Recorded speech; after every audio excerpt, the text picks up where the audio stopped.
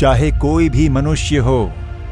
आप जो पाप करते हो उसके कारण अपराध बोध होता रहता है। पाप के कारण शांति भंग हो जाती है। पाप ही मनुष्य की सबसे बड़ी समस्या है।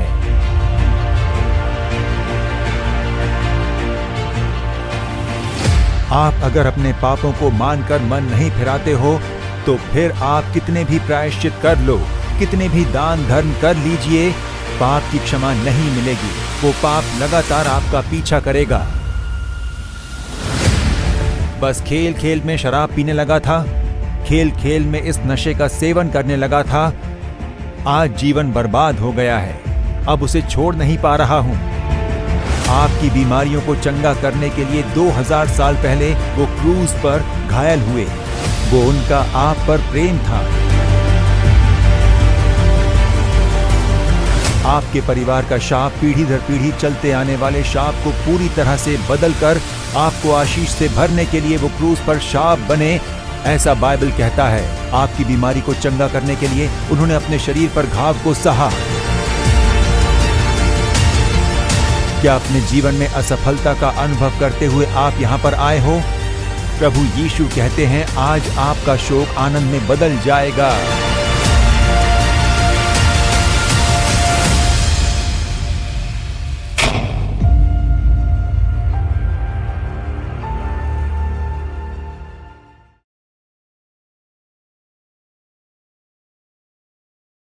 मेरे प्रियजनों, परमेश्वर प्रभु यीशु मसीह के सामर्थ्यशाली नाम में आप हर एक का प्यार से अभिवादन करने में हमें बहुत खुशी होती है। यह अद्भुत पर्व कार्यक्रम है और आपके अद्भुत कार्य के लिए परमेश्वर ने ये दिन निर्धारित किया है।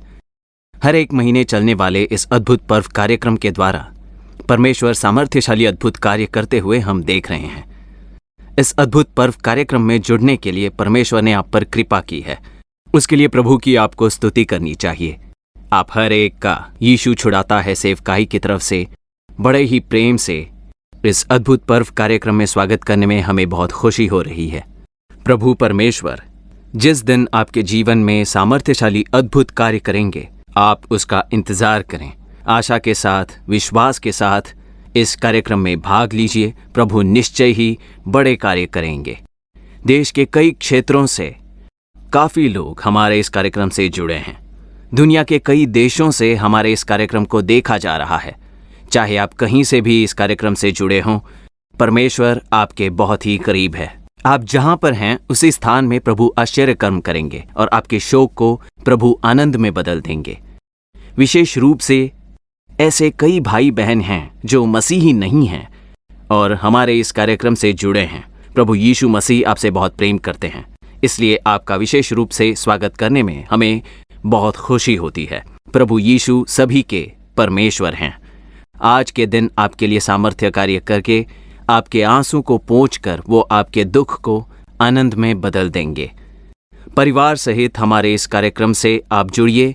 अपनी बाइबल लेकर आ बैठिए। अपने ध्यान को यहाँ वहाँ भटकने मत दीजिए। एक मन और आशा के साथ प्रभु के चरणों में इंतजार कीजिए। परमेश्वर बड़े कार्य करके आपको आनंद से भर देंगे। बस हमारे लिए अद्भुत कार्य हो इतना काफी नहीं। हमारे जान पहचान वाले, हमारे सगे संबंधी, उनमें से कई लोग आंसुओं के बीच में घिरे हुए हैं और उनको भी इस कार्यक्रम के बारे में बताइए और इस कार्यक्रम से जुड़ने के लिए आप उन्हें याद दिलाइए।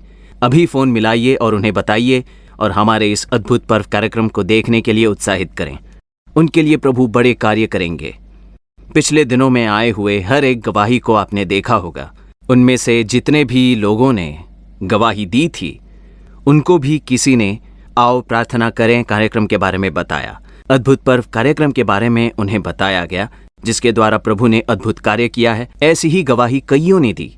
इसीलिए आप भी अपने जान पहचान वालों को जो मुसीबत में पड़े हुए हैं, चाहे वो जो कोई भी हो, उन्हें इस कार्यक्रम के बारे में बताकर इससे जुड़ने के लिए उत्साहित करें। उनके जीवन में भी प्रभु अवश्य बड़े कार्य करेंगे और उसके फल को परमेश्वर आपके नाम लिखेंगे। हमसे संपर्क करके अगर आप अपनी प्रार्थना विनती बताते हो तो हमारे प्रभु के दास आपके लिए प्रार्थना करेंगे। आपकी प्रार्थना विनती लिख लेंगे तो उसके लिए जो संपर्क क्रमांक है जो स्क्रीन पर आ रहा है 04435454545। मैं नंबर दोहराता हूँ 04435454545। 35454545। विदेश से संपर्क करने वाले ISD कोड +91 इस्तेमाल कीजिए। ईमेल के द्वारा भी आप प्रार्थना विनती भेज सकते हो goodnews@jesusredeems.org, और साथ ही व्हाट्सएप के द्वारा भी +91 8111071000 इस नंबर पर प्रार्थना विनती भेज सकते हो। आपके प्रार्थना विनतियों को रखकर परमेश्वर की उपस्थिति में प्रार्थना करेंगे। आज के दिन भी प्रभु सामर्थ्यशाली कार्य करेंगे। उनके हाथों में हमारे इस अद्भुत पर्व कार्यक्रम को सौंपते हैं और एक छोटी प्रार्थना करेंगे। अपनी आंखों को बंद करते हुए हमारे प्यारे परमेश्वर, हम आपकी स्तुति देते हैं, धन्यवाद देते हैं। एक और अद्भुत पर्व कार्यक्रम के लिए आपने कृपा की है, उसके लिए आपका धन्यवाद। पिछले महीनों में जितने भी अद्भुत पर्व कार्यक्रम हुए, उन सभी कार्यक्रमों में आपका सामर्थ्य प्रकट हुआ, उसके लिए धन्यवाद। आज के दिन भी आपके सभी बच्चे बड़ी ही बेसब्री से इंतजार कर रहे हैं, तो इसी समय उनके चारों ओर आपकी उपस्थिति भर जाने के लिए हम प्रार्थना करते हैं। जिस किसी स्थान से या फिर अपने घर से लोग हमारे इस कार्यक्रम से जुड़े हैं, उन सभी स्थानों में परमेश्वर की उपस्थिति उतरने के लिए हम प्रार्थना करते हैं। हर एक के मनों को, विचारों को पवित्र आत्मा मार्गदर्शन करें। प्रभु, जो आराधना गीत हम गाने वाले हैं और गवाहियां सुनने वाले हैं, परमेश्वर का वचन सभी आपके हाथों में सौंपकर हम प्रार्थना करते हैं। हर एक भाग के द्वारा अपने लोगों से आप मिलिए, बस आपके पवित्र नाम की महिमा हो। परमेश्वर, ऐसा करने के लिए आपका धन्यवाद करते हैं। सारी स्तुति, आदर, महिमा आपको ही देते हैं। यीशु मसीह के नाम में प्रार्थना करते हैं हमारे जीवित अच्छे पिता, आमीन। प्यारे परमेश्वर के लोगों, अब इस समय हम सब मिलकर परमेश्वर की स्तुति करते हुए उन्हें महिमा देंगे, और हमारे बीच प्रभु के सेवक आकर आराधना में हमारी अगुवाई करने जा रहे हैं।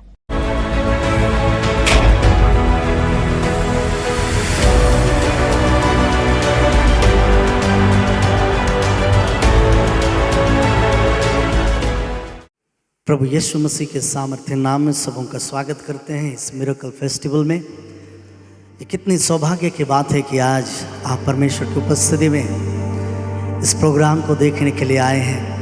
इस प्रोग्राम में जरूर खड़े हुए लोग इंसान हैं, लेकिन परमेश्वर आपसे बातें करेगा। परमेश्वर अद्भुत काम करने वाला परमेश्वर है।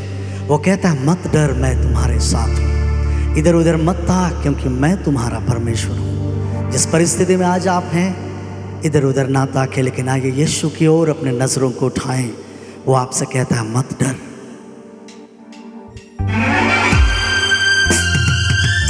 डरना क्यों, जब यीशु हमारे साथ हैं।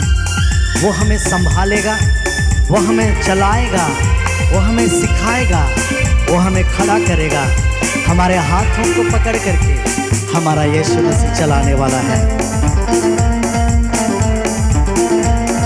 Amen. Hallelujah.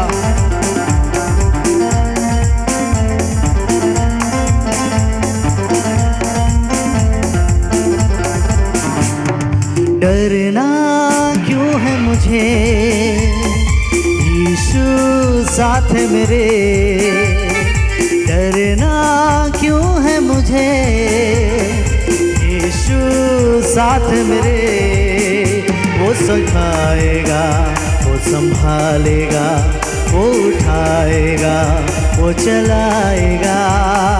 डरना क्यों है मुझे, यीशु साथ मेरे। डरना क्यों है मुझे, यीशु साथ मेरे। वो तुझे संभालेगा, वो सिखाएगा, वो उठाएगा, वो चलाएगा। मुश्किलों में वो हमारा सहारा है। सुनी रातों में, जिंदगी के सफर में वो हमारा हम सफर है। आज प्रभु यीशु मसीह आपसे कहता है, मुश्किलों में मैं तुम्हारा सहारा हूँ, सुनी राहों में मैं तुम्हारा हम सफर हूँ। मेरे हाथों को थाम ले, आइए यीशु के साथ साथ हम चले।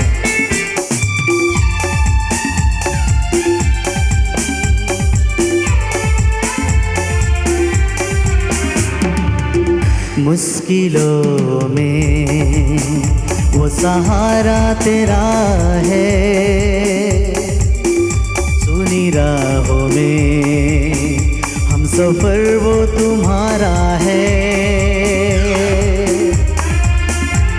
मुश्किलों में आपका सहारा है। मुश्किलों में वो सहारा तेरा है, सुनी राहों में हम सफर वो तुम्हारा है। छोड़े तुझको जमाना तू जान ले, छोड़ेगा नहीं कभी यीशु तुझे। छोड़े तुझको जमाना तू जान ले, छोड़ेगा नहीं कभी यीशु तुझे। वो गले लगाएगा, वो चलाएगा, वो सिखाएगा, तुझे बढ़ाएगा। डरना क्यों है मुझे, यीशु साथ मेरे। डरना क्यों है मुझे, यीशु साथ मेरे। आंसुओं में हमारे आंसू को पोंछने वाला यीशु मसीह है। कई बार आप अकेले में रोते हैं, आपके आंसुओं को जानने वाला प्रभु यीशु मसीह आज आपके सम्मुख में है। वो आपके आंसुओं को पोंछेगा, आपके निराशाओं को दूर करेगा, आपको मंजिल तक पहुंचाने की ताकत रखता है प्रभु यीशु मसीह। आइए उसके पास चले आए, वो आपको पुकारता है।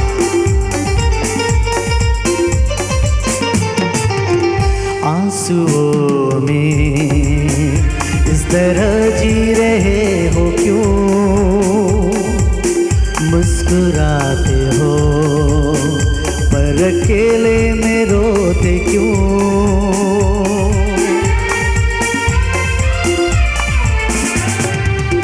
आंसुओं में इस तरह जी रहे हो क्यों, मुस्कुराते हो पर अकेले में रोते क्यों। अगर निराशा तुलाए तो जान ले, छोड़ेगा नहीं कभी यीशु तुझे। अगर निराशा रुलाए तो जान ले, छोड़ेगा नहीं कभी यीशु तुझे। ओ राह दिखाएगा, मंजिल पहुंचाएगा, यहोवा हीरे होगा, वो तेरे संग होगा। डरना क्यों है मुझे, यीशु साथ मेरे। डरना क्यों है मुझे, यीशु साथ तेरे। वो तुझे सिखाएगा, तुझे संभालेगा, तुझे उठाएगा, तुझे चलाएगा। डरना क्यों है मुझे, यीशु साथ मेरे। डरना क्यों है मुझे, यीशु साथ मेरे। वो तुझे संभालेगा, वो सिखाएगा, वो उठाएगा, वो चलाएगा।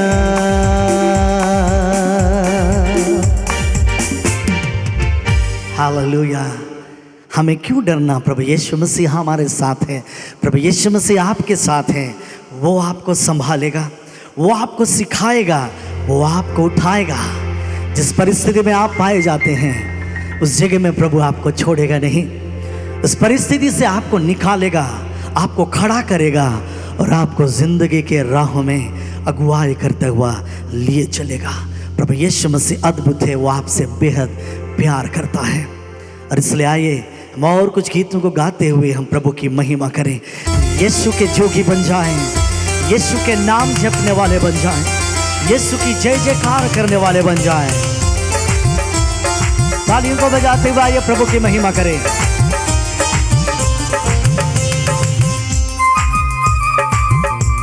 प्रभु यीशु मसीह थके हुओं को, हारे हुओं को, मांदे हुओं को अपने पास बुलाते हैं। वो कहते हैं मेरे पास आओ, मैं तुम्हें विश्राम दूंगा, मैं तुम्हें शांति दूंगा। आइए प्रभु की स्तुति करें। हालेलुया।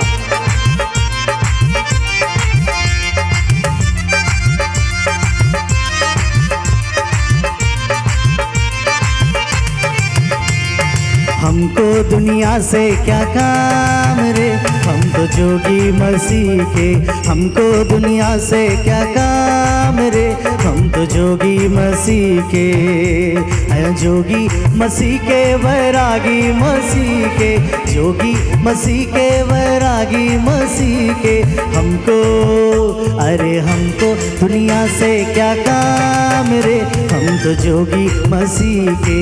हमको दुनिया से क्या काम रे, हम तो जोगी मसीह के। जोगी मसीह के, वैरागी मसीह के, जोगी मसीह के, वैरागी मसीह के, जोगी मसीह के, वैरागी मसीह के। हमको अरे हमको दुनिया से क्या काम रे, हम तो जोगी मसीह के। हमको दुनिया से क्या काम रे, हम तो जोगी मसीह के। ऐ थके और बोझ से दबे हुए लोगों, मेरे पास आओ, मैं तुम्हें विश्राम दूंगा। कहने वाला प्रभु यीशु मसीह आज आपके घरों में आपके साथ है। आप जिस भी जगह से इस प्रोग्राम को देख रहे हैं, वो यीशु मसीह जो थके हुओं को बुलाता है, आपको अपने बाहों को फैलाए हुए बुलाता है। आइए उसके पास चले आए। थके और मांदे और बोझ से दबे हो, अरे थके और मांदे और बोझ से दबे हो, थके और मांदे और बोझ से दबे हो, थके और मांदे और बोझ से दबे हो। आओ आओ वो देगा आराम रे, हम तो जोगी मसीह के। आओ वो देगा आराम रे, हम तो जोगी मसीह के। जोगी मसीह के, वैरागी मसीह के, जोगी मसीह के, वैरागी मसीह के। आओ आओ वो देगा आराम रे, हम तो जोगी मसीह के। आओ वो देगा आराम रे, हम तो जोगी मसीह के। हम जीते रहेंगे तो फिर से दोबारा मिलेंगे, लेकिन मर भी जाएं तो यीशु ने एक आशा दिया है, बादलों में स्वर्ग में हम यीशु के साथ फिर से दोबारा मिलने वाले हैं। आइए मैं से जिंदगी जिए कि हम स्वर्ग में एक दूसरे से मिल सकें। यीशु को अपना ले, वो हमें स्वर्ग में लेकर के चलेगा। वो कहता है मार्ग, सत्य और जीवन मैं ही हूँ, बिना मेरे द्वारा कोई पिता के पास नहीं पहुँच सकता। आइए उसके पास चले आए। जीते रहेंगे तो फिर से मिलेंगे, हाँ जीते रहेंगे तो फिर से मिलेंगे। मर भी जाएंगे तो ऊपर मिलेंगे। अगर जीते रहेंगे तो हम फिर से मिलेंगे, लेकिन कोई बात नहीं, यदि मर भी जाए तो स्वर्ग में प्रभु यीशु मसीह के साथ दोबारा हम आपसे मिलेंगे। आमेन, हालेलुया। हाँ जीते रहेंगे तो फिर से मिलेंगे, जीते रहेंगे तो फिर से मिलेंगे। मर भी जाएंगे तो ऊपर मिलेंगे, मर भी जाएंगे तो ऊपर मिलेंगे। अब लो हाँ बोलो हमारा सलाम रे, हम तो जोगी मसीह के। अब लो हमारा सलाम रे, हम तो जोगी मसीह के। जोगी मसीह के, बैरागी मसीह के, जोगी मसीह के, बैरागी मसीह के। हमको अरे हमको दुनिया से क्या काम रे, हम तो जोगी मसीह के। हमको दुनिया से क्या काम रे, हम तो जोगी मसीह के। हमको दुनिया से क्या काम रे, हम तो जोगी मसीह के। इस दुनिया से हमें क्या लेना देना, इस दुनिया को छोड़ करके हमेशा हमेशा के लिए स्वर्ग में अनंत जीवन के लिए जाने वाले हैं। हमें इस दुनिया से क्या काम, हम तो यीशु के जोगी हैं। आपको यीशु इतना प्यार करता है कि उसने आपके लिए जान दे दिया। आइए यीशु को अपना लें और स्वर्ग में जाने की तैयारी करें।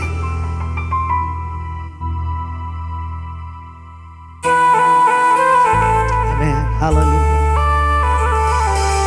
प्रभु यीशु मसीह हमें अपने आत्मा से भरता है, आसमानी खुशी से प्रभु यीशु मसीह हमें भरता है। आसमानी खुशी से भर दे मुझको, आसमानी खुशी से भर दे मुझको, गीत नया दिल में आ, गीत नया दिल में आ। आसमानी खुशी से भर दे मुझको, आसमानी खुशी से भर दे मुझको, गीत नया दिल मिला, गीत नया दिल मिला। उतरा उतरा उतरा ए रूहे पाक उतरा, उतरा उतरा उतरा ए रूहे पाक उतरा, उतरा उतरा उतरा उतरा। हमारा परमेश्वर आसमानी रूह से हमें भरा है, हमारे मध्य में उतर करके आया और उसने वायदा दिया कि एक दिन मैं तुम्हें स्वर्ग में लेकर के जाऊंगा। यीशु ने कहा मैं ही द्वार हूँ, आज उस द्वार में से हम प्रवेश करें ताकि स्वर्ग के राज्य में अनंत अनंत काल के लिए हम प्रवेश कर सकें। परमेश्वर इस मिरेकल फेस्टिवल में आपके ज़िंदगी को एक चमत्कारिक तरीके से बदलने पाए। प्रभु यीशु मसीह आप सबों को आशीष दें। Thank you.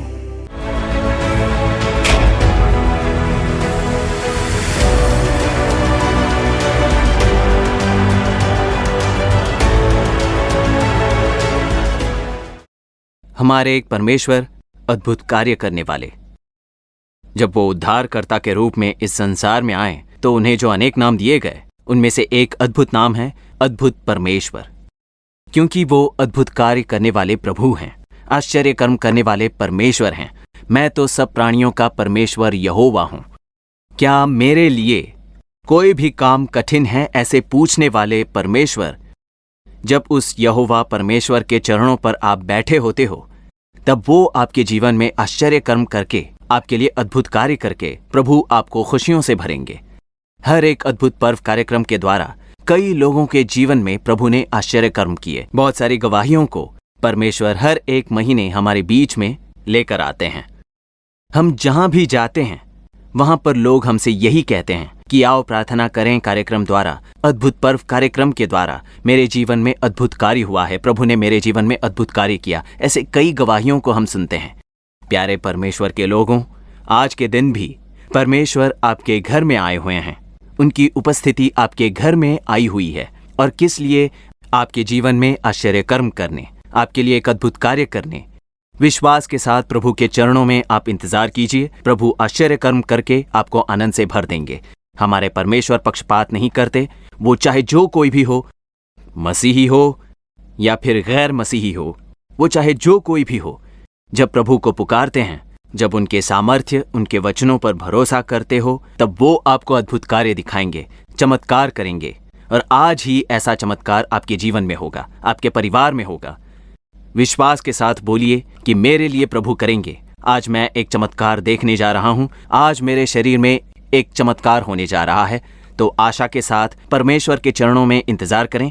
अब आपके विश्वास को बल देने के लिए 4 गवाहियों को आपके सामने हम लाना चाहते हैं। सबसे पहले प्यारी बहन सरोजा, वो अपने परिवार के साथ आई है और वो कन्याकुमारी से आई है। परमेश्वर ने उनके जीवन में एक चमत्कार किया है, तो वो अपनी गवाही देंगी। आप सुनिए। आइए सिस्टर, आपके साथ क्या चमत्कार हुआ? 35 सालों से ये शराब के अधीन थे। 35 सालों से? हाँ। तंबाकू, पान मसाला खाने की भी आदत थी। ओह। पर अब 6 महीने से वो बिल्कुल भी नहीं है। हाँ भाई, कितने सालों से नशे के अधीन थे? 35 सालों से मैं 35 सालों से शराब पीते थे। और पान तंबाकू का सेवन? वो भी 30 साल से। वो भी 30 सालों के ऊपर। क्या आपके मन में कभी आया कि इससे छुटकारा पाना है? हाँ। इच्छा थी आपकी? हाँ, तभी चर्च आया था मैं। लेकिन इतने साल आप उसे छोड़ नहीं पाए। तो आप यहाँ पर चर्च में कब आए?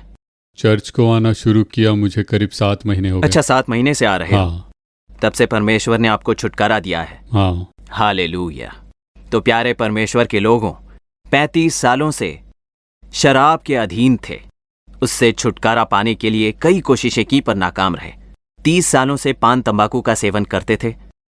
उनके अपने बल से वो छोड़ नहीं पाए। दिसंबर के महीने में नाके की प्रार्थना में उन्होंने भाग लिया। परिवार के साथ आकर उन्होंने प्रार्थना की।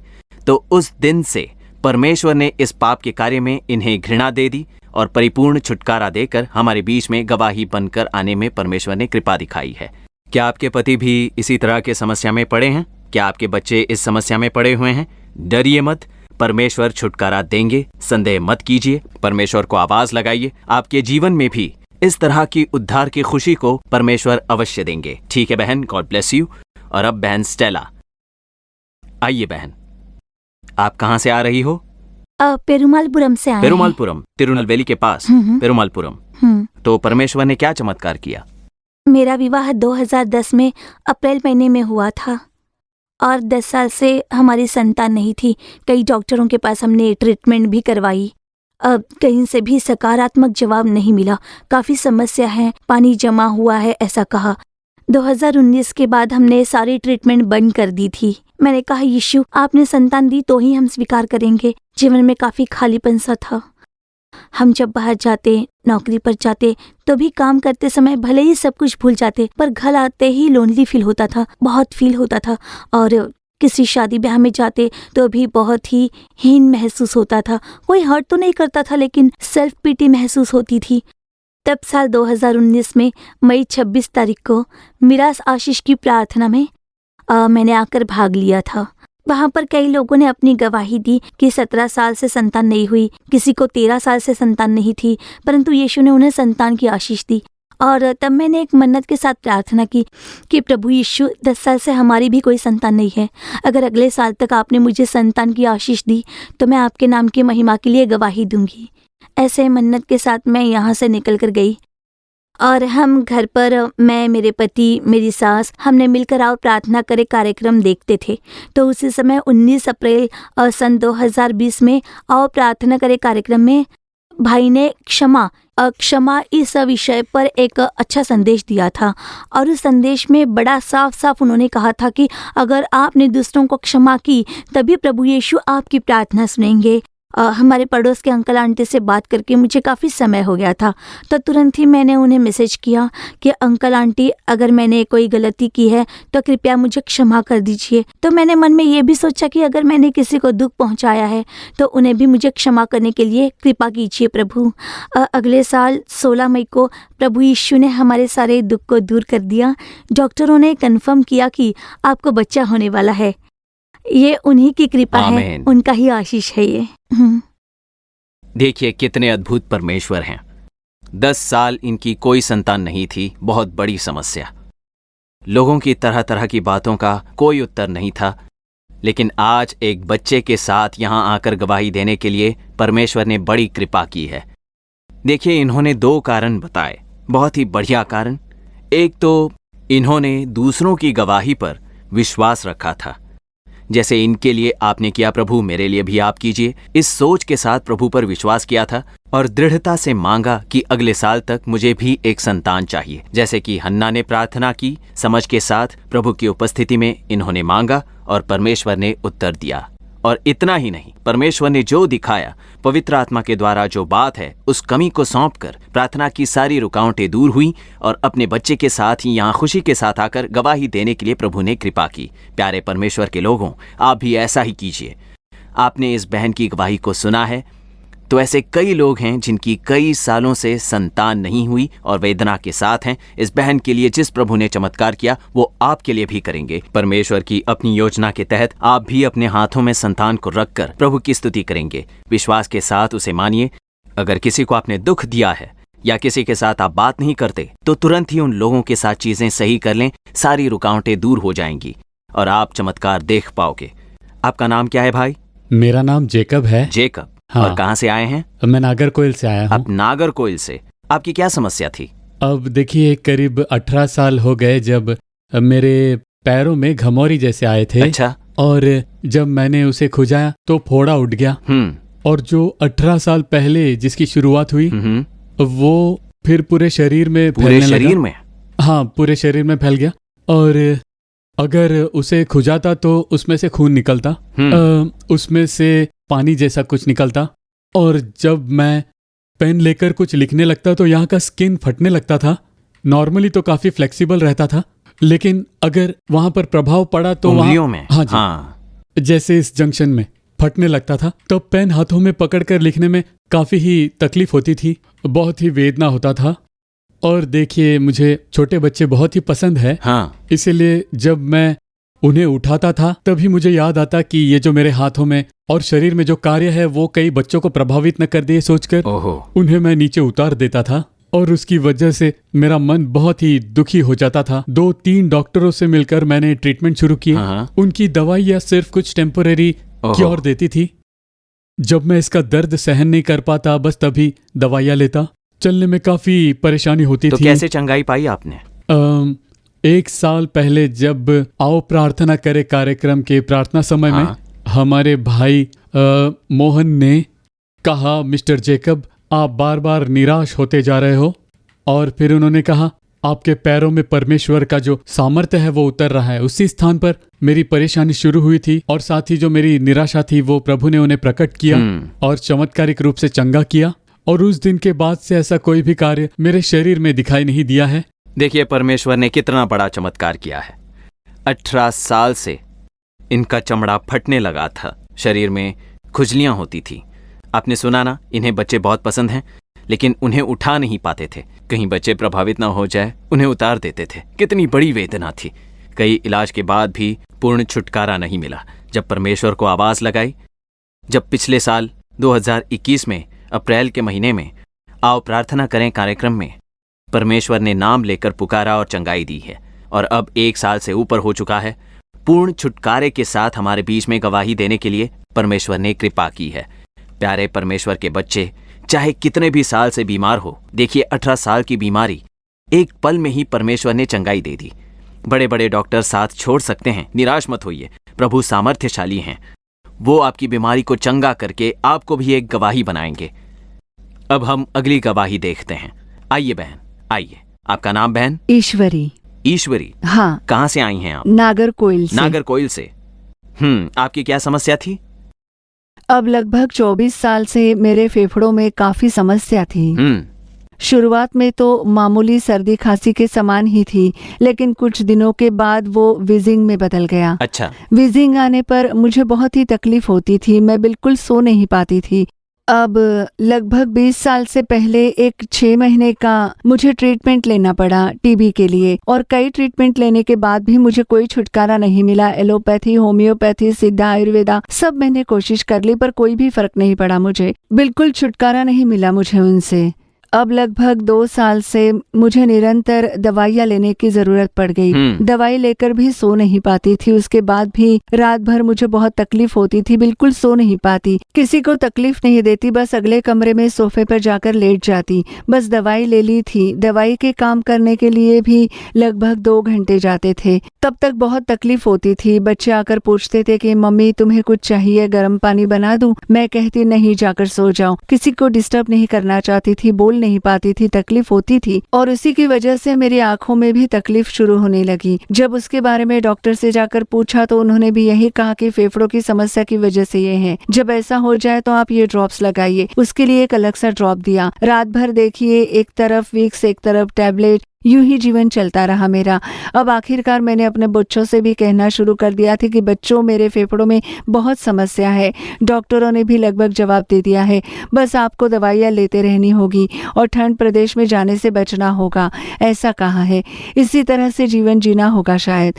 तो आखिरकार मैंने अपने बच्चों से ये कहना शुरू कर दिया था कि अब मम्मी के फेफड़े बहुत ही तकलीफ दे रहे हैं, अब किसी भी समय कुछ भी हो सकता है, मुझे सांस लेने में भी तकलीफ होने लगी। अच्छा। तो मैंने कहा सांस की तकलीफ के कारण मुझे कुछ भी हो सकता है, इसलिए अभी से तुम लोग अपने अपने कार्य खुद किया करो, मेरे भरोसे मत रहना, ऐसा कहना शुरू कर और दिया। आपको चंगाई कैसे मिली? जून महीने का अद्भुत पर्व कार्यक्रम मैं और मेरे पति देख रहे थे और उस समय भाई ने कहा कि जो कोई भी बीमार है वो लोग अपने लिए प्रार्थना कीजिए।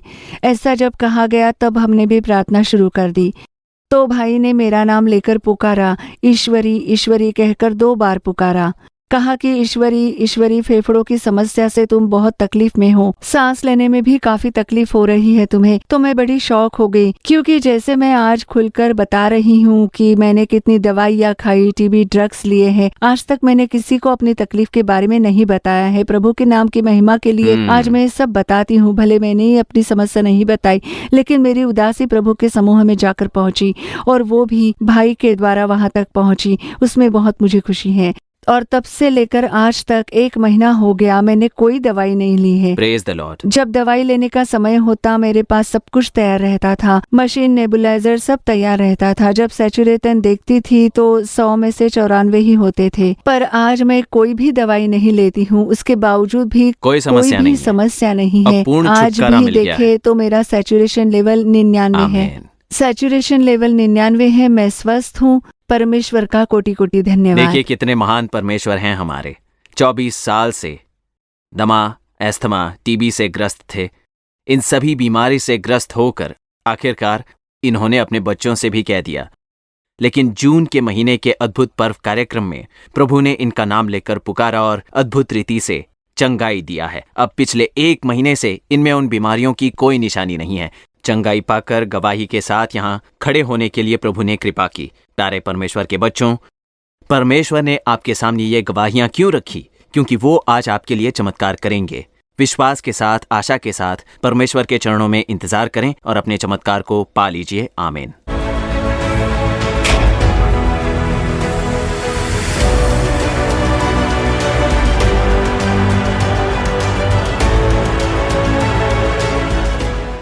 परमेश्वर प्रभु यीशु मसीह के महान नाम में आप सभी का प्यार से अभिवादन करता हूं। हमारे इस अद्भुत पर्व कार्यक्रम में आप सभी का मैं प्यार से स्वागत करता हूं। ये अद्भुत पर्व कार्यक्रम का आयोजन क्यों होता है? क्योंकि आपको चमत्कार की जरूरत है। किसी एक कार्यक्रम में अगर चमत्कार हो तभी आपका शोक आनंद में बदल पाएगा। तो ऐसी एक परिस्थिति में आप पड़े हुए हो, क्योंकि आपने कोशिश करके देख लिया, सब कुछ करके देख लिया, पर कोई बदलाव नहीं हो रहा। जैसे गवाही में एक भाई ने कहा कि 35 सालों से शराब के अधीन थे, उन्हें एक चमत्कार की जरूरत थी। नहीं तो जरा सोचिए, 35 सालों से एक शराबी का जो जीवन है वो कैसे बदल सकता है? यीशु ने चमत्कार किया। बस एक ही दिन, बस एक ही स्पर्श, वो 35 साल से जिस पाप में पड़े थे वो बदल गया और प्रभु ने उन्हें एक नया मनुष्य बना दिया। उन्होंने ही तो आपके सामने आकर गवाही दी, तो उनके लिए एक चमत्कार की जरूरत थी। प्रभु यीशु ने वो चमत्कार किया जिसके बारे में हमने जाना है। 10 साल से संतान नहीं थी। डॉक्टरों ने भी कह दिया, इलाज के द्वारा तो आपको संतान होना बिल्कुल संभव नहीं, आपके गर्भ में काफी समस्या है। 10 साल से उन्होंने लगभग हर एक इलाज करके देख लिया और मायूस हो गए, क्योंकि उसके ऊपर कुछ नहीं किया जा सकता। जब सब कुछ छोड़कर वो प्रभु यीशु को ढूंढ कर आए, तब यीशु ने चमत्कार किया।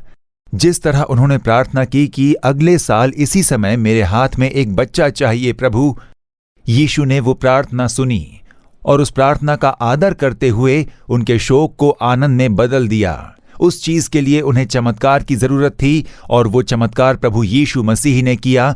आज ठीक उसी समान एक चमत्कार की जरूरत आपको भी है। अगर आप कहते हो कि चिकित्सा ने मेरा साथ छोड़ दिया है, सब कुछ खत्म हो गया है, मुझे अब एक चमत्कार की ही जरूरत है, ठीक वही चमत्कार करने के लिए यीशु आज आपके साथ बातें कर रहे हैं। हाँ मेरे प्रियजनों, देखिए उस भाई ने कहा 18 साल से एलर्जी थी, चमड़ा फट जाता था, उसके अंदर से पानी जैसा कुछ निकलता रहता। देखो कितना कष्टदायक है। 18 साल, सोचिए उनका चमड़ा फट रहा है और अंदर से पानी निकलता जा रहा है। तो हमें खुद अपने बारे में एक हीन भावना आ जाएगी। जरा सोचिए कितना इलाज किया होगा उन्होंने, कितने डॉक्टरों के पास गए होंगे, काफी पैसे बर्बाद करने के बाद भी उन्हें आराम नहीं मिला। प्रभु यीशु मसीह का बस एक स्पर्श, एक चमत्कार और उन्हें पूर्ण चंगाई मिल गई थी। उस बहन ने भी एक गवाही दी थी, एक चमत्कार। 24 साल से उनके लंग्स पर प्रभाव पड़ा था। उन्होंने पूरी आशा खो दी थी, अब कुछ नहीं हो सकता। अब आगे उनका क्या होगा वो नहीं जानती थी। अपने पति और बच्चों से कह दिया था उन्होंने, उतना बुरा स्वास्थ्य हो चुका था उनका। और इसी तरह अद्भुत पर्व कार्यक्रम में जब घर पर बैठकर वो प्रार्थना कर रही थी, ठीक आपकी ही तरह घर पर बैठकर, हे यीशु मेरे लिए चमत्कार कीजिए, ऐसे परमेश्वर ने उनकी प्रार्थना सुनी। 24 साल की उनकी जो बीमारी थी, एक पल में यीशु ने बदल दिया, नए फेफड़े दिए उन्हें। बीमारी दूर हो गई, मौत की स्थिति बदल चुकी थी। यीशु कितने अद्भुत प्रभु हैं। देखिए, उनका नाम लेकर पुकार कर कहा गया कि इस नाम के व्यक्ति जिन्हें ये बीमारी है, यीशु आपको स्पर्श कर रहे हैं। नाम ले सकते हैं, बीमारी बता सकते हैं, पर चंगाई देना क्या कोई मनुष्य दे सकता है? मोहन लाजरस दे सकते हैं? नहीं, संभव नहीं। मैं तो बस आप ही की तरह एक सामान्य मनुष्य हूं। यीशु वो आपकी स्थिति को जानते हैं, आपका नाम जानते हैं। वो जानते हैं कि कितने दुख भरे परिस्थिति में आज आप ये कार्यक्रम देख रहे हो। वो जानते हैं कि आपको किस चमत्कार की जरूरत है। तो आज प्रभु यीशु आप पर तरस खाने वाले प्रभु हैं, आप पर दया करने वाले प्रभु हैं। आज आपके परिवार में, घर में, मेरे बच्चे के लिए एक चमत्कार की जरूरत है, मेरी पत्नी के लिए एक चमत्कार चाहिए, मेरे पति को पूर्ण छुटकारे की जरूरत है, मेरे परिवार में भलाई की जरूरत है। ऐसे वेदना के साथ बैठे हो क्या? यीशु बिल्कुल आपके पास में है। यीशु नालुमावाड़ी में है, ऐसा सोचकर मत बैठिए। उनकी उपस्थिति यहां मेरे पास में भी है, ठीक वैसे ही आपके पास में भी वो हैं। वो हर ओर उपस्थित हैं। आज सिर्फ हमारे इंडिया से ही नहीं, लेकिन दुनिया भर में से 100 से अधिक देशों में से हमारे इस कार्यक्रम से लोग जुड़ रहे हैं। आप चाहे कितनी भी दूर देश में हो, अब इस समय प्रभु यीशु आपके बिल्कुल पास में हैं। प्रभु यीशु ने कहा, जहां 2 या 3 मेरे नाम में इकट्ठा होते हैं, वहां मैं उनके बीच में होता हूं। प्रभु यीशु मसीह के नाम में ही तो आप लोग इस प्रार्थना में सहभागी होते हो, तो आपके करीब ही यीशु मौजूद हैं। उन्हें खोजने के लिए और उनसे विनती करने के लिए वो बिल्कुल आपके पास में खड़े हैं। इसलिए आप उन्हें देखकर कह सकते हो, आप मेरे लिए भी चमत्कार करें, यीशु मुझे छुटकारा दीजिए। जब उनका नाम लेकर आप पुकारते हो, अवश्य ही आपके जीवन में चमत्कार होगा। आज आपके शोक को आनंद में बदलने के लिए वो एक चमत्कार करेंगे। और इसलिए पवित्र शास्त्र में से एक छोटे भाग को पढ़कर फिर हम प्रार्थना करने जा रहे हैं। पर उससे पहले एक छोटे से गीत को गाकर हम प्रार्थना करेंगे। उन्होंने जो क्रूस पर अपना लहू बहाया, उसे स्मरण करते हुए, शक्ति है, शक्ति है, अद्भुत शक्ति है। उस गीत को हमारे साथ मिलकर आप लोग भी गाइएगा। हम हर एक अद्भुत पर्व कार्यक्रम में इस गीत को गाते हैं ना, तो आप लोग ये गीत जानते हो। हमारे साथ मिलकर घरों से तालियां बजाकर, शक्ति है, अद्भुत शक्ति है, यीशु मसीह का लहू, पवित्र लहू, निष्पाप लहू, हमारे लिए बलि के रूप में जो बहाया गया वो लहू, उस लहू के सामर्थ्य से पाप से छुटकारा है, शाप से छुटकारा है, बीमारियों से छुटकारा है, बंधन टूट जाएंगे और पूर्ण छुटकारा मिल सकेगा। इसलिए हमारे साथ मिलकर आप लोग भी इस गीत को गाइए। उसके बाद पवित्र शास्त्र में से कुछ एक बातों को मैं आपके साथ बांटने जा रहा हूं और आखिर में बीमारी, छुटकारा और आशीष के लिए हम प्रार्थना करेंगे। तो अब हम सब मिलकर गीत गाएंगे। शक्ति है, अद्भुत शक्ति है लहू में, लहू में शक्ति है, अद्भुत शक्ति है यीशु के लहू में है। शक्ति है, अद्भुत शक्ति है लहू में, लहू में शक्ति है, अद्भुत शक्ति है यीशु के लहू में है। There is power, power, wonder-working power in the blood of the Lamb. There is power, power, wonder-working power in the precious blood of the Lamb. There is power, power, wonder-working power in the blood of the Lamb. There is power, power, wonder-working power in the precious blood of the Lamb. शक्ति है अद्भुत शक्ति है लहू में शक्ति है अद्भुत शक्ति है यीशु के लहू में है। शक्ति है अद्भुत शक्ति है लहू में शक्ति है अद्भुत शक्ति है यीशु के लहू में है। हमारा ध्यान भटक ना सके इसलिए आंखें बंद करके प्रभु यीशु को आंखों के सामने ले आकर कहिए, यीशु मुझसे बातें करें। हे यीशु मेरे लिए अद्भुत कार्य कीजिए। यीशु मुझे छुटकारा दीजिए। यीशु मैं आपके चरणों में इंतजार कर रहा हूँ। मुझे एक छुटकारे की ज़रूरत है। ऐसी प्रार्थना करें, हे प्रभु आपके वचन सुनकर एक चमत्कार के लिए इंतजार करने वाले इन बच्चों के चेहरे को मैं देख रहा हूं। मैं लोगों पर तरस खाता हूं, ऐसा आपका वचन कहता है। आपने एक बड़ी भीड़ पर तरस खाकर दया दिखाई, बीमारों को चंगाई देकर उन्हें आनंद से भर दिया था। आज अपने घरों में बैठकर आपके चरणों पर इंतजार कर रहे हैं और कह रहे हैं कि यीशु मेरे लिए चमत्कार कीजिए। मुझे एक चमत्कार चाहिए। मेरे दुख को बदलना होगा, मौत की स्थिति को बदलना होगा, निंदा अपमान दूर हो जाएं, मेरी वेदना दूर हो जाए। ऐसे बोझ के साथ जो लोग आपके चेहरे को खोज रहे हैं, उन सभी बच्चों के लिए मैं प्रार्थना कर रहा हूं। आपने उनके लिए क्रूस पर जान दी है। आपने इन्हीं लोगों के लिए क्रूस पर अपना लहू बहाया।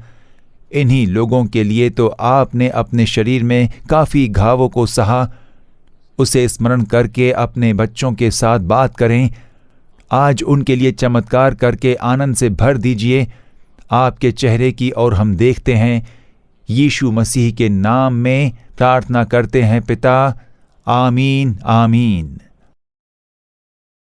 पवित्र शास्त्र में यशायाह भविष्यवक्ता की पुस्तक अध्याय क्रमांक 51 और 12वां वचन। यशायाह अध्याय 51 और वचन 12। मैं ही तेरा शांतिदाता हूं। आकाश और पृथ्वी के सृष्टिकर्ता परमेश्वर कहते हैं, मेरे बेटे, मैं ही तेरा शांतिदाता परमेश्वर हूं। मेरी बेटी, मैं ही तेरा शांतिदाता परमेश्वर हूं। आज आपको एक दिलासे की जरूरत है। आपका हृदय जो घायल हो चुका है, आप अपने घायल हृदय को उठाए हुए हो और शांति की इंतजार में हो और सोच रहे हो कि ये मेरी वेदना कौन समझेगा, या कहते हो कि मेरा दुख कौन समझ पाएगा, मैं किसके पास जाकर अपना दुख बताऊं। अगर कोई मनुष्य इसके बारे में गलत मान ले, मेरी जो समस्या है उसे मेरे घर वालों ने गलत समझ लिया, तो मुझे अधिक दिलासा देने के बजाय और भी अधिक घाव दे सकते हैं। मैं इस बोझ को किसे जाकर बताऊं, इस वेदना को लेकर किसके सामने आंसू बहाऊं। ऐसे अकेलेपन में आप चिंता में डूबे होंगे। ऐसा बोझ जो आप बाहर किसी से बता नहीं पाओगे, अपने मन में उसे उठाते हुए आप मन ही मन रो रहे हो। क्या कोई दिलासा भरे शब्द नहीं बोलेंगे, ऐसा आप इंतजार कर रहे हो। आपकी जिस परमेश्वर ने सृष्टि की है, वो प्रभु यीशु आपसे कहते हैं, मैं तेरा शांतिदाता परमेश्वर हूं। तेरे मन के लिए शांति की जरूरत है। तेरा हृदय घायल हो चुका है। तेरे मन को एक दुख बहुत तकलीफ दे रहा है।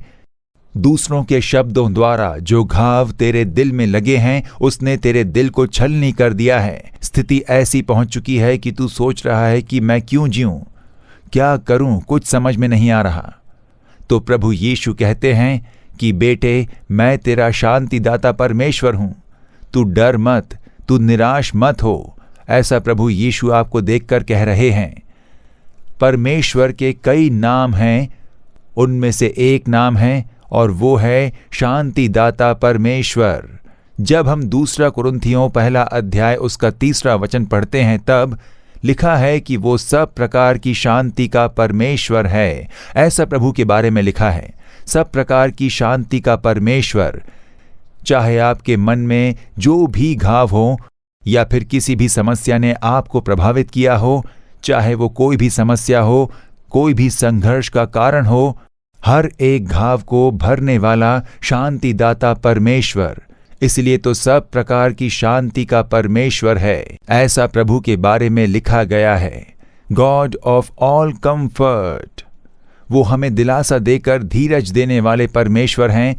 वो आपके घाव को बदल सकते हैं, वो आपके मन में एक शांति भर सकते हैं। क्या बिना शांति के आप विचलित हो चुके हो? वो सब प्रकार की शांति का परमेश्वर है। यशायाह 61वां अध्याय 2 वचन देखते हैं तो लिखा है कि सब विलाप करने वालों को शांति देने वाला परमेश्वर है वो।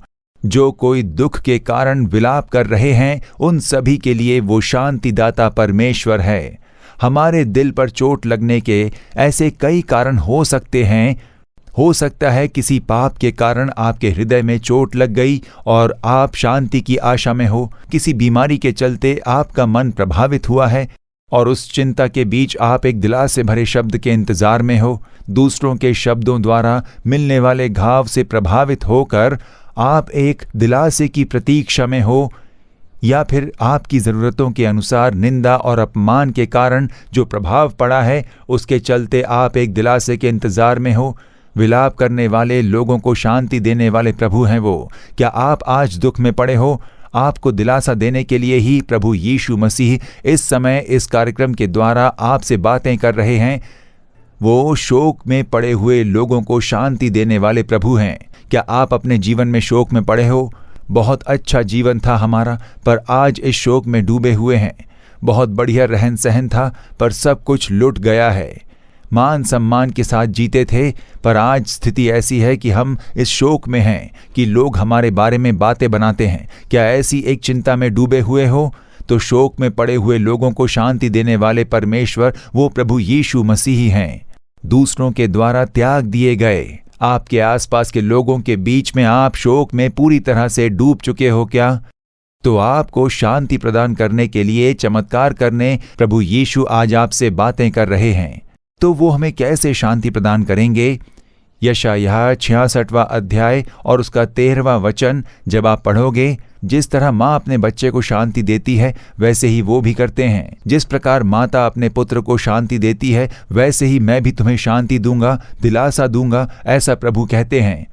एक छोटा बच्चा जब रोने लग जाता है तब उसे शांत करना कोई आसान काम नहीं होता है।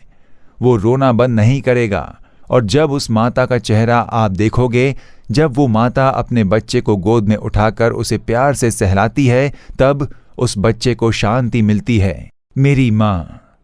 तो ऐसा उस माता के स्पर्श के द्वारा उस छोटे से बच्चे को एक दिलासा, एक शांति मिलती है। ठीक उसी तरह परमेश्वर कहते हैं, जिस प्रकार माता अपने पुत्र को शांति देती है वैसे ही मैं भी तुम्हें शांति दूंगा। एक माँ की तरह तुम्हें मैं अपनी गोद में उठाकर तुम्हें दिलासा दूंगा, शांति दूंगा, ऐसा प्रभु कहते हैं। उनका प्रेम उस तरह का एक प्रेम है। माँ से भी बढ़कर एक प्रेम है यीशु मसीह का प्रेम। एक ओर वो माँ की तरह हमें शांति देते हैं और दूसरी तरफ एक पिता के समान वो हमें बल देते हैं। फिर एक ओर वो एक दोस्त की तरह हमारे सहायक बनकर हमें एक धैर्य देते हैं। प्रभु यीशु मसीह अद्भुत परमेश्वर हैं। उनका दिलासा भरा स्पर्श आज आपके ऊपर आ चुका है। मेरी उपस्थिति में आ जाओ बेटी, मेरी उपस्थिति में आ जाओ बेटे, मैं तुम्हारा शांतिदाता परमेश्वर हूँ। हो सकता है कि एक माँ एक बड़े हुए अपने बच्चे को, एक जवान बेटा या फिर हो सकता है कि एक जवान बेटी हो, तो वो माँ अपने बच्चों को अपने पास बुलाकर धीरज देते हुए आंसू पोंछती है। आज प्रभु कहते हैं, मेरी गोद में आ जा, मैं तुम्हें अपनी गोद में उठाकर दिलासा देने वाला प्रभु हूँ। ऐसा आज प्रभु यीशु आपको देखकर कहते हैं। वो अद्भुत रीति से हमें शांति देने वाले प्रभु हैं। पवित्र शास्त्र में ऐसे कई लोगों के बारे में हम पढ़ सकते हैं जिन्हें उन्होंने शांति दी। जब हम पवित्र शास्त्र में कुछ एक किस्से देखते हैं तब वहां पर ऐसे कई किस्से लिखे गए हैं जहां पर प्रभु ने लोगों को शांति प्रदान की।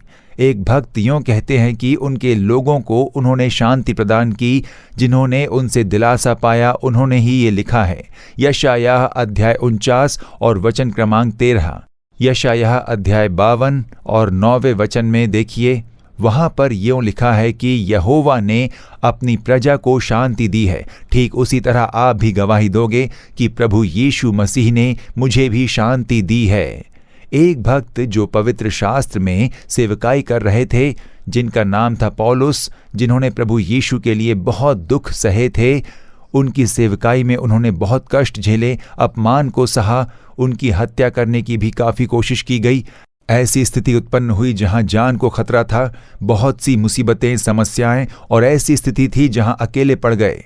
तब वो कहते हैं कि हर एक दुख की स्थिति में उन्होंने मुझे काफ़ी दिलासा दिया और शांति प्रदान की। दूसरा कुरिन्थियों 1 अध्याय और 4 वचन में वो कहते हैं, मेरे जीवन में जितनी भी समस्याएं आईं उसमें उन्होंने मुझे दिलासा दिया, प्रभु यीशु ने ही मुझे शांति प्रदान की। ऐसा वो बड़ी खुशी के साथ कहते हैं। इसे हम पढ़ सकते हैं दूसरा कुरिन्थियों 1:5, क्योंकि जैसे मसीह के दुखों में हम अधिक सहभागी होते हैं, वैसे ही हम शांति में भी मसीह के द्वारा अधिक सहभागी होते हैं। जितना दुख अधिक होता है उतना ही शांति भी अधिक होती है। मुझे वो अधिक से अधिक दिलासा देते हैं, शांति प्रदान करते हैं और मुझे बल दे रहे हैं, ऐसा वो अपना अनुभव बताते हैं। दूसरा कुरिन्थियों 7वां अध्याय 6 वचन कहता है कि परमेश्वर ने शांति दी, हमें शांति दी, मेरे दुख को बदलकर मेरे मन में शांति भर दी, और आज आपको शांति मिलेगी। जो हृदय घायल हुआ है उसे चंगा करके आपको आनंद से भरने जा रहे हैं। आज जो वेदना आपको दुख पहुंचा रही है और परेशान कर रही है, वो सभी दुख के कार्य बदलने जा रहे हैं और एक शांति आपके मन में परमेश्वर भरने जा रहे हैं। इसलिए प्रभु यीशु आपसे बात कर रहे हैं, मैं ही तेरा शांतिदाता परमेश्वर हूँ, ऐसा परमेश्वर कहते हैं। जब प्रभु यीशु इस धरती पर चलते थे तब कईयों को उन्होंने दिलासा दिया, जिनके मन घायल थे, और टूटे मन वाले जब उन्हें खोज कर आते, उनसे मिलने आते, तब कई लोगों को दिलासा भरे शब्द कहकर उनकी चोट को बांधते हुए। इस तरह के 3 किस्सों के बारे में मैं पवित्र शास्त्र में से आपको बताने जा रहा हूं, और फिर हम प्रार्थना करेंगे। ये आपके बारे में एक विषय है, बेटे तुम्हारे बारे में एक विषय है, बेटी तुम्हारे बारे में एक विषय है। आपके दिल में चोट लगी है, आंसुओं के साथ हो, मन में ऐसी समस्या को लेकर चल रहे हो जिसे बाहर नहीं बताया जा सकता। आज प्रभु आपसे ही बातें कर रहे हैं, आपके बारे में ही प्रभु कह रहे हैं। आप ध्यान देकर इन बातों पर विचार करोगे कि ये मेरे विषय में है, कि ये कार्य मेरे बारे में है, इसे आप जान सकते हो। 3 किस्सों के बारे में पवित्र शास्त्र में से हम देखेंगे। सबसे पहले पवित्र शास्त्र में से मत्ती रचित सुसमाचार में उसका 9वां अध्याय पहले 2 वचनों को मैं आपके लिए पढ़ने जा रहा हूं इस पवित्र शास्त्र में से। फिर वो नाव पर चढ़कर पार गया और अपने नगर में आया, और देखो कई लोग लकवा के एक रोगी को खाट पर रखकर उसके पास लाए। यीशु ने उनका विश्वास देखकर उस लकवे के रोगी से कहा, हे पुत्र, ढाढ़स बांध, तेरे पाप क्षमा हुए। तो वहां एक लकवे के रोगी को लाया गया जो चल नहीं सकता था।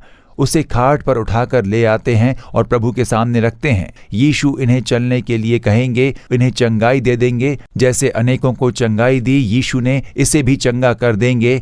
ऐसी सोच के साथ लोग यीशु को देख रहे थे। यीशु उस मनुष्य को गौर से देखते हैं। वो मनुष्य यीशु को देखता है। वो अपने हाथ और पैरों से बिल्कुल भी पंगु है और बस खाट पर लेटा पड़ा है। उसका जीवन अब खाट पर ही रहेगा। वो उठ नहीं पाता है, चल नहीं पाता है, हाथों का उपयोग नहीं कर पाता, सब कुछ बेकार सा हो गया है। उस दुष्ट बीमारी के कारण, लकवे के रोग के कारण बहुत प्रभावित हुआ है। अब यीशु उसे गौर से देखते हैं। सब लोग इस आशा में देखते हैं कि यीशु इसे चंगाई करके इसे चलने फिरने के लिए कहेंगे, ऐसी आशा में हैं। मगर यीशु उसे गौर से देखकर उससे कहते हैं, बेटे, ढाढ़स बांध, तू डर मत। फियर नॉट माई सन।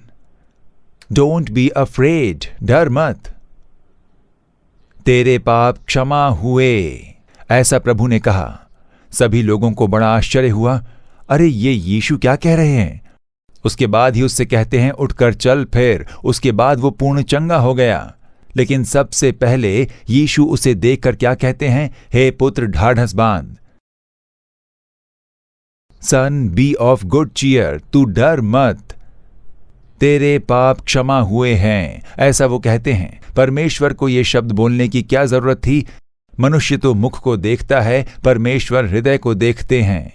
उस मनुष्य का मन घायल हुआ था, उस मनुष्य के मन में एक वेदना थी, उस मनुष्य के अंदर एक डर था। उसके पाप के कारण ही ये बीमारी उस पर आई है, ये बात वो अच्छे से जानता था।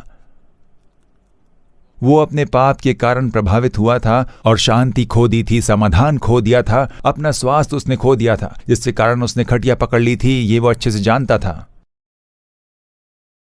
यीशु परमेश्वर है, यीशु भविष्यवक्ता हैं, यीशु मनुष्य के मन को अच्छे से जानते हैं, जीवन के रहस्य को समझते हैं। मुझे उनके सामने लाया गया है, मेरे जीवन के बारे में वो अच्छे से जानते हैं। मैंने जो पाप किए हैं वो जानते हैं। शायद वो कह रहे हैं कि ये पापी है, इसे ले जाओ, शायद ऐसा कह देंगे। ये मनुष्य पाप के कारण ही इतनी समस्या में घिरा है, इसे यूं ही अनुभव करने दो, ऐसा कहकर क्या वो मुझे छोड़ देंगे। उसके अंदर एक डर था।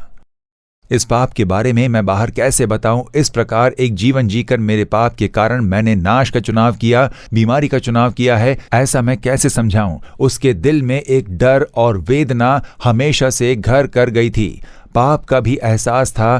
ठीक उसी तरह यीशु के बारे में डर, क्या ये मुझे क्षमा करेंगे या फिर मुझे अलग कर देंगे। मेरे पाप के कारण वो मुझे यहां से बाहर निकाल देंगे, ऐसा भी एक भय था उनके मन में।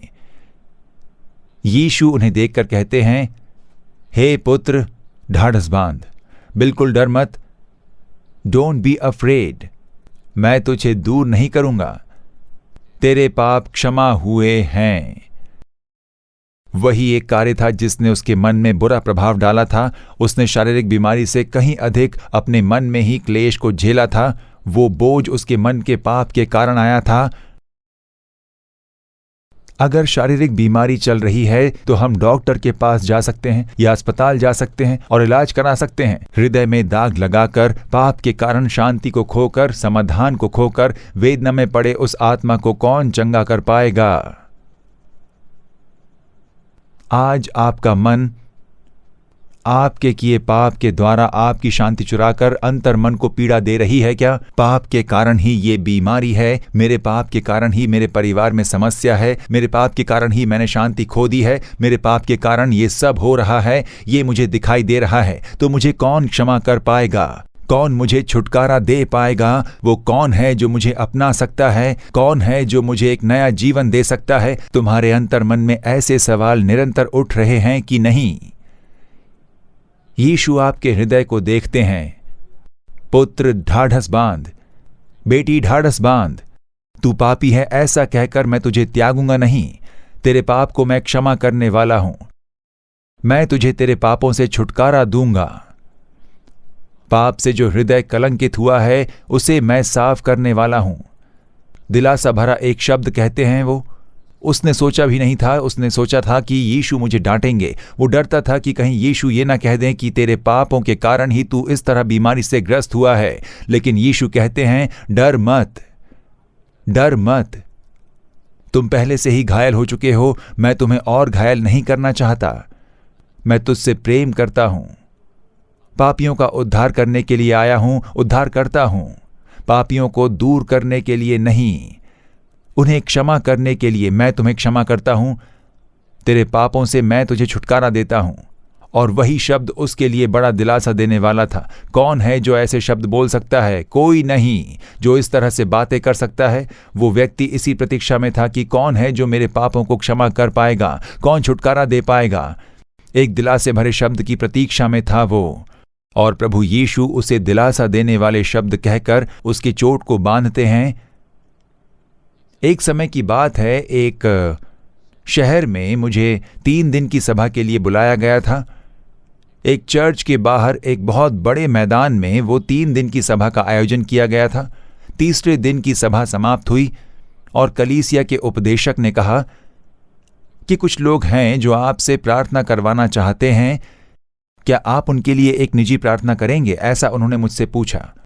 मैंने कहा ठीक है, जो प्रार्थना करवाना चाहते हैं वो कलीसिया के अंदर घुटने टेक कर रहे हैं, मैं आता हूं और आकर उनके लिए प्रार्थना करता हूं। कई सारे लोग आ गए, कई लोग अपने घुटने टेक कर वहां पर बैठे थे। मैं एक एक करके सबके लिए प्रार्थना कर रहा था।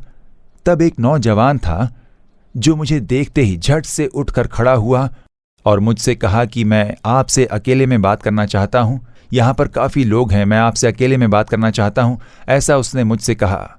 वहां पर उपदेशक थे, सभा के अन्य लोग भी थे। मैंने कहा ठीक है। मैं उस नौजवान को कलीसिया के एक और भाग में ले गया और उससे पूछा कि तेरी समस्या आखिर क्या है? तब उसने कहा, एक समय था जब मैं प्रभु यीशु को मानता था, उन्हें अपना परमेश्वर मानता था, मैंने अपना जीवन उनके हाथों में समर्पित किया था, पर आज ऐसा नहीं है। मेरे दोस्त और मेरे इर्द गिर्द रहने वाले लोगों के कारण यीशु से मैं बहुत ही दूर हो चुका हूं। अब मैं पाप की गहराई में धंस चुका हूं, बहुत सारे पाप कर लिए। प्रभु को छोड़कर मैं काफी दूर निकल चुका हूं। यीशु को स्वीकार करने से पहले जो पाप किया करता था उससे भी अधिक घृणास्पद पाप अब मैं करता हूं और उनसे मैं काफी दूर निकल चुका हूं। आज यीशु और मेरा कोई भी संबंध नहीं। अब ना मैं प्रार्थना करता हूं, ना बाइबल पढ़ता हूं, ना उन्हें खोजता हूं। पाप ने मुझे बुरी तरह से जकड़ लिया है और इसके कारण मैं उनसे बहुत दूर निकल चुका हूं। इसके बारे में आप क्या कहना चाहेंगे? ऐसा उसने मुझसे पूछा। मैंने उसे देखा और पूछा, मैं क्या बताऊं? मेरे कुछ कहने से क्या हो जाएगा? मैंने एक क्षण यीशु की ओर देखा और पूछा, हे प्रभु, ये नौजवान उसके किए पापों के कारण कलंकित हुआ है। कहता है यीशु को मैंने काफी दुख दिया। अब मुझसे पूछता है कि मैं क्या करूं, तो मैं इसे क्या उत्तर दूं? ऐसा मैंने पूछा। और तब प्रभु ने पवित्र आत्मा के द्वारा मेरे दिल में साफ साफ एक बात कही कि मैं ये उससे कहूं। मैंने उस नौजवान को देखकर कहा, प्रभु यीशु मसीह आज भी तुझसे प्रेम करते हैं। मैं अभी इससे प्रेम करता हूं, ऐसा इससे बोल। आज भी इसे क्षमा करने के लिए मैं तैयार हूं, ऐसा इससे बोल। यही है यीशु के वचन। वो तुझसे अब भी प्रेम करते हैं और तुझे क्षमा करने के लिए वो बिल्कुल तैयार हैं, ऐसा मैंने उनसे कहा। और झट से वो जोर से रोने लग गया। वहां बहुत सारे लोग थे, किसी बात की चिंता नहीं की। वो बहुत जोर से रोने लग गया, एक बच्चे की तरह रोने लग गया। उस कलीसिया में जो एक बड़ा स्तंभ था वहां पर अपने सर को पटक कर रोने लग गया। क्या प्रभु यीशु आज भी मुझसे प्रेम करते हैं? मुझसे वो प्रेम करते हैं? मैं तो एक बहुत बड़ा पापी हूं। मैं उन्हें छोड़कर बहुत दूर हो गया हूं। अपने पापों के कारण मैंने उन्हें काफी दुख दिया है। इतना पाप करके मैंने उन्हें दुख दिया है। क्या वो आज भी मुझसे प्रेम करते हैं? क्या वो अब भी मुझे क्षमा करने के लिए तैयार हैं? उस स्तंभ से टकराकर वो रोने लग गया, घुटने पर आ गया, वो नीचे जमीन पर गिड़गिड़ाकर रोने लग गया, जोर जोर से रोने लगा। इतना मुझसे प्रेम करने वाले यीशु, ऐसे एक परमेश्वर जो मुझसे आज भी प्रेम करते हैं, अब भी मुझसे प्रेम करते हैं। वो अपने आप को समर्पित किया। कुछ देर रोने के बाद मैंने उसके लिए प्रार्थना की और प्रार्थना करने के बाद उसने कहा, मुझसे इतना प्रेम करने वाले यीशु को छोड़कर मैं अब कहीं भी नहीं जाऊंगा। मैं कभी उनका साथ छोड़कर नहीं जाऊंगा। क्या वो मुझे अपनाएंगे या फिर मुझे त्याग देंगे? ऐसा सोचकर मैं यहां आया था। मैंने जो इतना पाप किया है, मुझे वो कैसे अपनाएंगे? ऐसा सोचकर मैं यहां आया था। पर मुझे आज भी क्षमा करके वो अपना रहे हैं, मेरे पाप को भी क्षमा कर रहे हैं। आंसुओं के साथ अर्पण किया। तो आज मेरे बेटे, मेरी बेटी, क्या यीशु मुझे भी क्षमा करेंगे? क्या मेरे पापों की भी क्षमा मिलेगी? क्या मुझे एक नया जीवन मिलेगा? या फिर यीशु मुझे दंड देंगे, मुझे कोई शाप दे देंगे? मैंने अपने जीवन में कितने सारे पाप किए हैं। ऐसे अपने हृदय में एक घायल मन के साथ पाप के भार की मार सहते हुए एक स्थिति में अगर तुम आज ये संदेश सुन रहे हो, तो यीशु आज तुमसे कहते हैं, मैं आज भी तुमसे प्रेम करता हूँ बेटे, तुमसे आज भी प्रेम करता हूँ मेरी बेटी, तुझे माफ़ करने के लिए मैं बिल्कुल तैयार हूँ, तेरे पाप मैंने क्षमा कर दिए हैं, ऐसे कहने मैं बिल्कुल तैयार हूँ, मेरे पास आओ तुम। अभी बोलिए, हे यीशु मुझे क्षमा कीजिए, आपके लहू से मुझे साफ कीजिए। अपने टूटे मन के साथ अगर आप मन फिराते हो तो उनके दिलासे भरे शब्द आपको खोज कर आएंगे। परमेश्वर कहते हैं, मैं ही तुम्हारा शांतिदाता परमेश्वर हूं। बस पाप से क्षमा मात्र ही नहीं, परंतु पाप से पूर्ण छुटकारा। अब तक जिस पाप में घिरे हुए थे वो फिर से तुम्हारे पीछे ना आ सके, इस तरह से मैं तुम्हें छुटकारा दे सकता हूं। मैं यीशु मसीह तुम्हें स्वतंत्र करूं तो तुम सच में स्वतंत्र हो जाओगे। मैं तुम्हें स्वतंत्र करूंगा।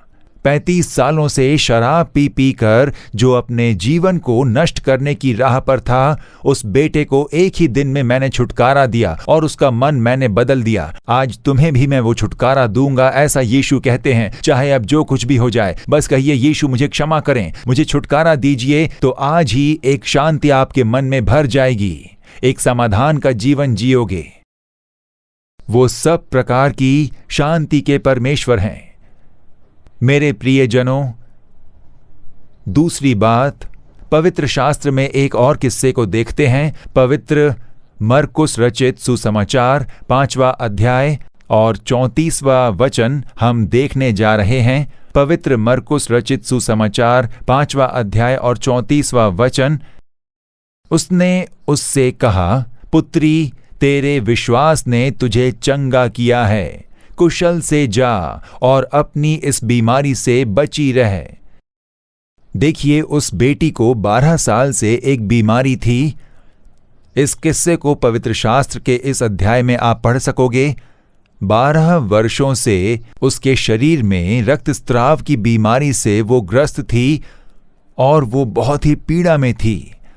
पवित्र शास्त्र में उस बीमारी का नाम लिखा गया है रक्तस्राव, जो महिलाओं में उत्पन्न होने वाली बीमारी है। तो 12 वर्ष और उसे लेकर वो कई डॉक्टरों के पास गई, इलाज करवाया, परंतु चंगाई नहीं पाई। कोई कहता है यहां जाओगी तो ठीक हो जाएगा, वहां जाओगी तो ठीक हो जाएगा, परंतु उसके पास जितने भी पैसे थे सब खर्च करके उसने इलाज कराए। अपनी संपत्ति बेचकर, लगभग पूरी संपत्ति बेचकर उसने अपना इलाज कराया, क्योंकि वो सोचती थी कि इस बीमारी के कारण मैं मर जाऊंगी, तो मैं अपनी संपत्ति रखकर क्या करूं, मैं इसे बेचकर इससे इलाज कराऊंगी। तो अपनी संपत्ति को बेचकर उसने अपना इलाज भी करवाया। बहुत सारे वैद्य, पैसे खर्च हुए, संपत्ति खत्म हो गई, परंतु रोग ठीक नहीं हुआ। ये जो बीमारी है उन दिनों में, प्रभु यीशु के दिनों में, एक अशुद्ध बीमारी मानी जाती थी। एक अशुद्ध बीमारी के रूप में, अनक्लीन डिजीज के रूप में उसे देखा जाता था। तो जिनमें ये बीमारी थी वो अगर किसी को स्पर्श कर लें तो वो भी अशुद्ध हो जाएंगे। अगर कोई और ऐसी बीमारी वाली स्त्री को स्पर्श कर ले तो वो अशुद्ध मानी जाएगी। तो वो पूरा गांव जानता था कि 12 वर्ष से उसे ये बीमारी थी। काफी डॉक्टरों को भी उसने दिखाया, तो उस गांव का कोई भी उस स्त्री के करीब भी नहीं पहुंचेगा। अगर कोई उससे बात करना चाहे तो दूर खड़े रहकर ही बात किया होगा। तू वहीं रुक कर जवाब दे, कैसी तबीयत है तेरी?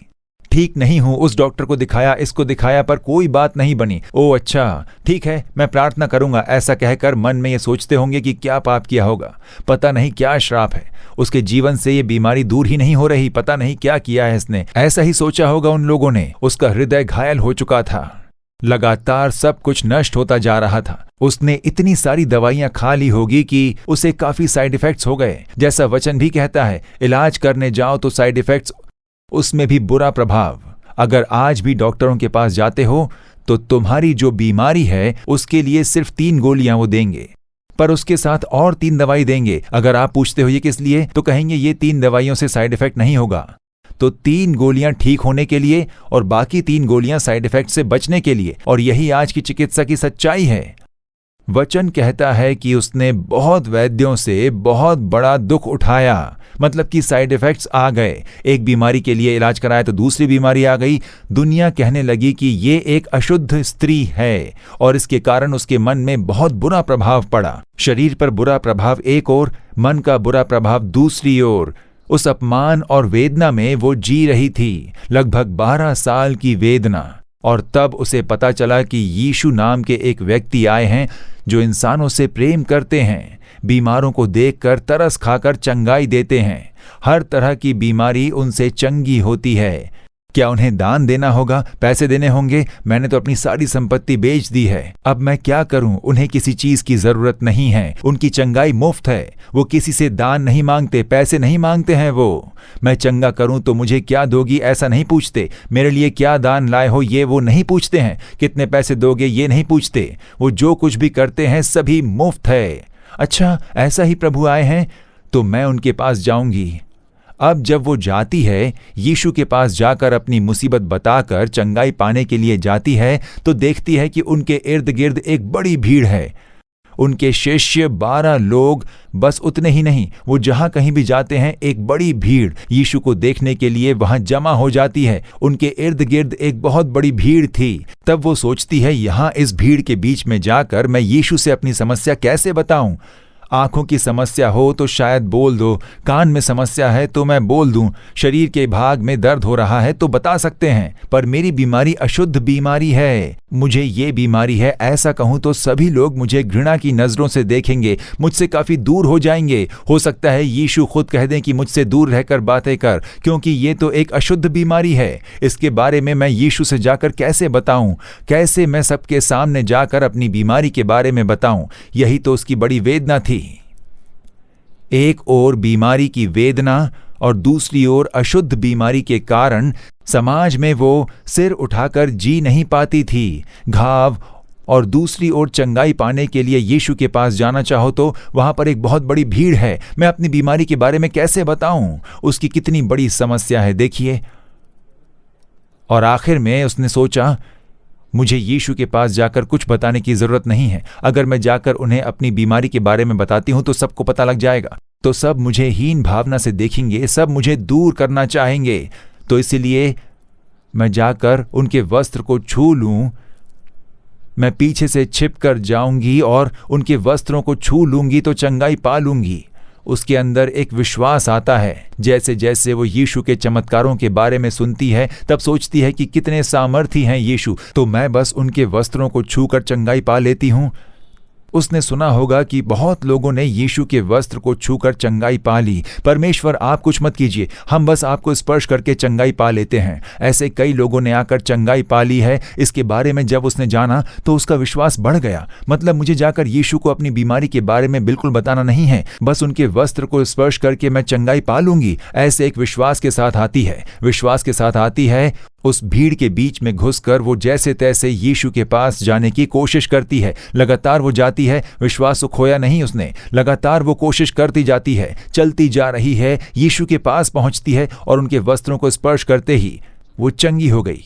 पवित्र वचन कहता है, और तुरंत उसका लहू बहना बंद हो गया और उसने अपनी देह में जान लिया कि मैं उस बीमारी से अच्छी हो गई हूं।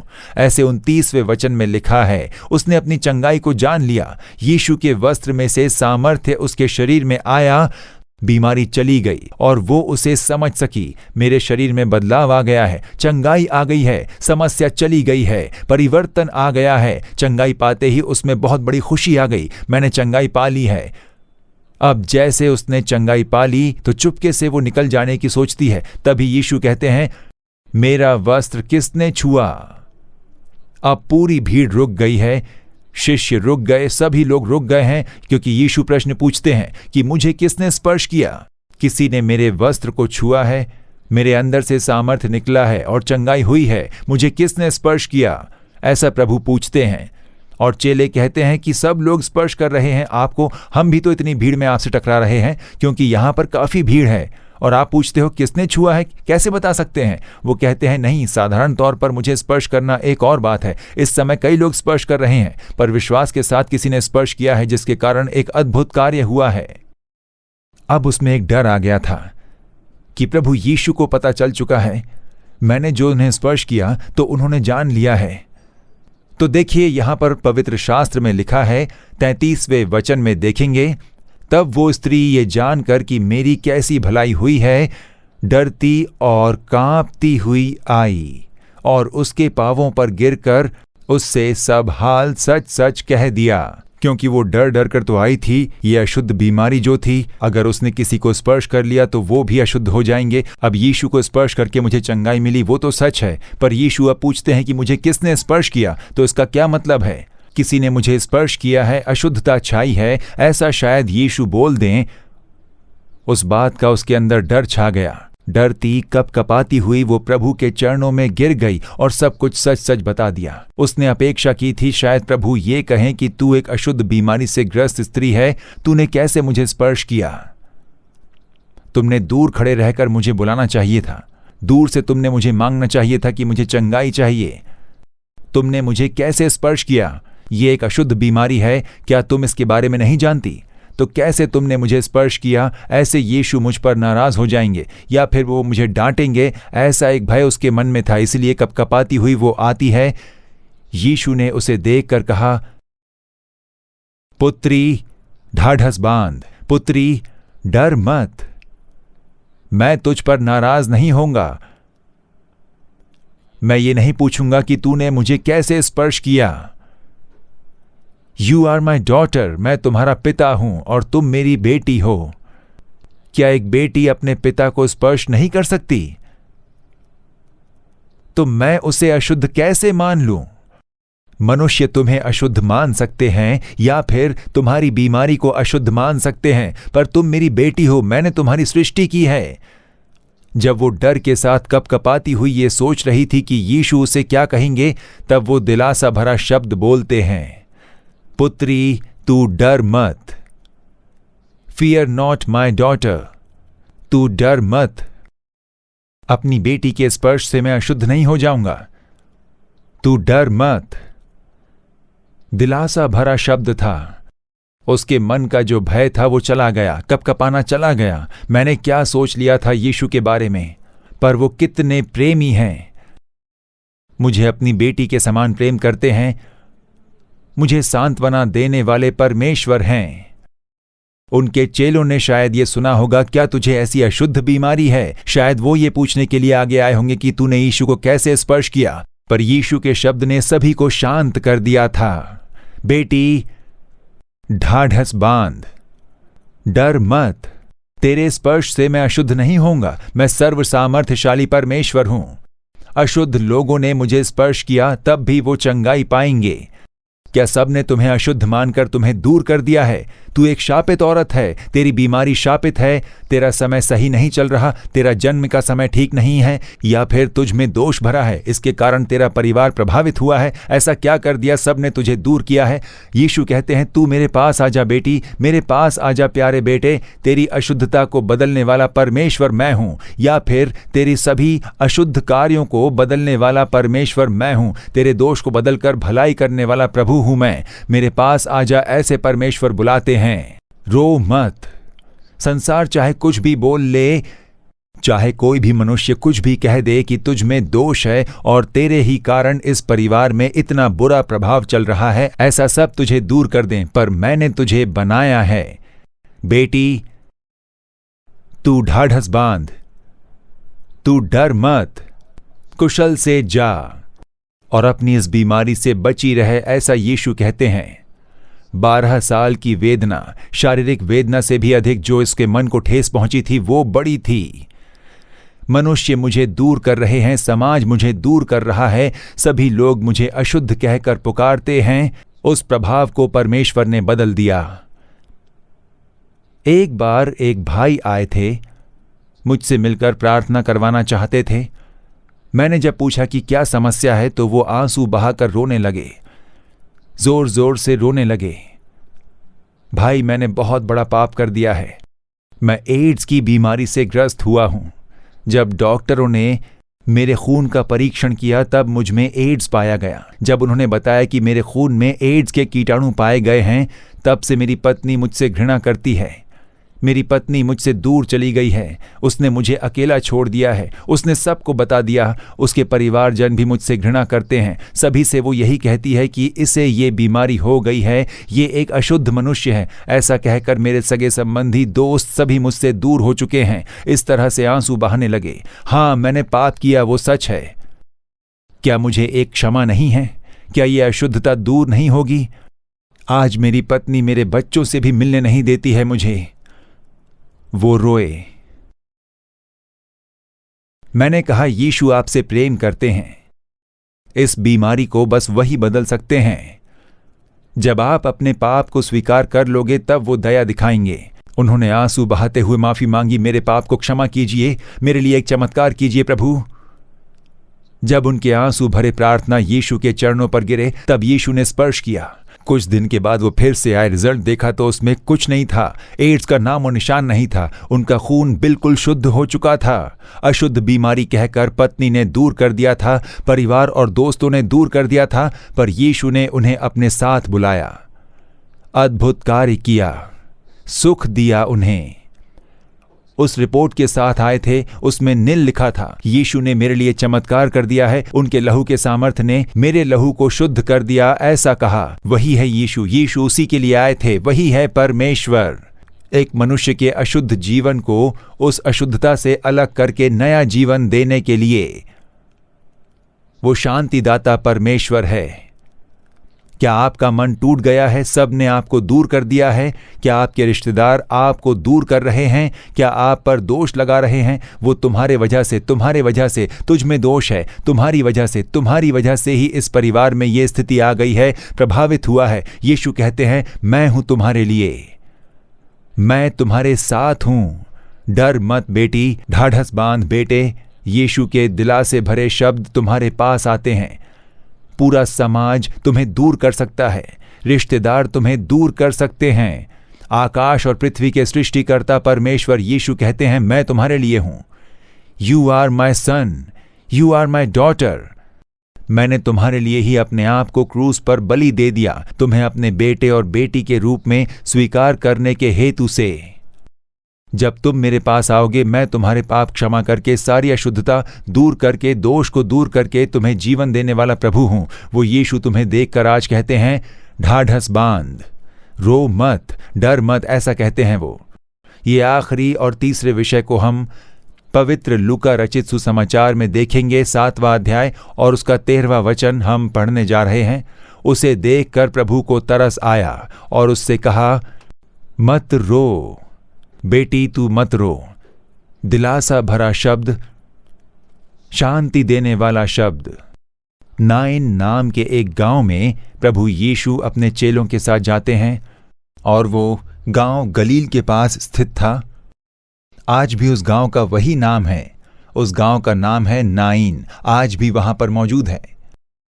और उसी गांव में यीशु जाते हैं। उस गांव में देखिए एक विधवा मां जिसका एक नौजवान बेटा था। उनके पति को गुजरे हुए कितना समय हुआ पता नहीं। जब एक स्त्री अपने पति को खो देती है, उस स्त्री के मन में बहुत बुरा प्रभाव पड़ता है। अब मेरा और कौन है, इस तरह का एक बुरा प्रभाव मन में उठता है। लेकिन उस स्त्री को दिलासा देने के लिए उसका एक पुत्र था, एक बेटा था उसका। मेरा बेटा था और वो मुझे संभाल लेगा। तो उसका बेटा ही उसके लिए दिलासा था, एक लौता बेटा, पर वो भी मर गया। उसकी मृत्यु के बाद वो स्त्री बिल्कुल ही अकेली पड़ गई थी। अब उसके मन में कई सवाल उठने लगे थे कि अब मेरे लिए कौन है, मैं किसके लिए जिंदा रहूं, मुझे वेदना हो तो कौन मुझे दिलासा देगा, क्या अपने घर में मैं अकेले बैठकर रोती रहूं? मैंने अपना पति खो दिया था, अब बेटा भी चला गया, अब मैं अनाथ हो गई हूं। मन में बहुत बुरा प्रभाव, बहुत बड़ा दुख। वो रोती हुई आ रही थी उसके बेटे की अर्थी पर। सारा गांव अर्थी के पीछे चला था क्योंकि एकमात्र नौजवान बेटा मर गया। ऊपर से वो स्त्री विधवा थी, इसलिए सारा गांव उस अर्थी के पीछे चल रहा था। वो रो रही थी, लगातार आंसू बहाती हुई चल रही थी। शायद यही कहती हुई चल रही होगी कि अब मेरे लिए कौन है, किसके लिए मैं जीवित रहूं। ऐसी वो निरंतर रोती रही होगी। किसी ने उसके पास जाकर उसे दिलासा नहीं दिया। क्यों रो रही हो? डरो मत, हम हैं ना, हम संभाल लेंगे, देख लेंगे, हम तुम्हारी सहायता करेंगे। किसी ने नहीं कहा। जब आप हंसते हो तो पूरी दुनिया आपके साथ मिलकर हंसती है, लेकिन जब आप रोते हो तब अकेले में रोना होता है। ऐसी एक कहावत कही जाती है। पूरी दुनिया दूर खड़े रहकर तमाशा देखती है। वही है संसार। पता नहीं क्या पाप था, पता नहीं क्या शाप था। पति गुजर गए और अब बेटा भी मर गया है। कौन जाने क्या रहस्य छिपा है। पता नहीं कैसी कैसी बातें की गई होगी। संसार के लोग, उसे दिलासा देने के लिए कोई नहीं था, पर यीशु उसे देखते हैं। वो नहीं जान पाए कि यीशु कौन है।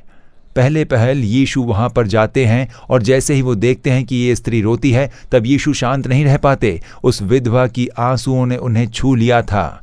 यीशु ने तरस खाया। Jesus was moved with compassion. उसके आंसुओं ने उनके मन को छू लिया। उस माँ के पास जाकर कहते हैं कि तुम रो मत, तुम रोती हो तो मुझसे सहन नहीं होता, इसलिए रो मत। दिलासा भरा शब्द कहा वहां पर। उसे सांत्वना देने के लिए वहां पर कोई नहीं था। यीशु ने कहा, रो मत। दिलासा भरा शब्द, रो मत बेटी। और यीशु ये भी जानते थे कि खाली शब्दों से उसे दिलासा नहीं दिया जा सकता था।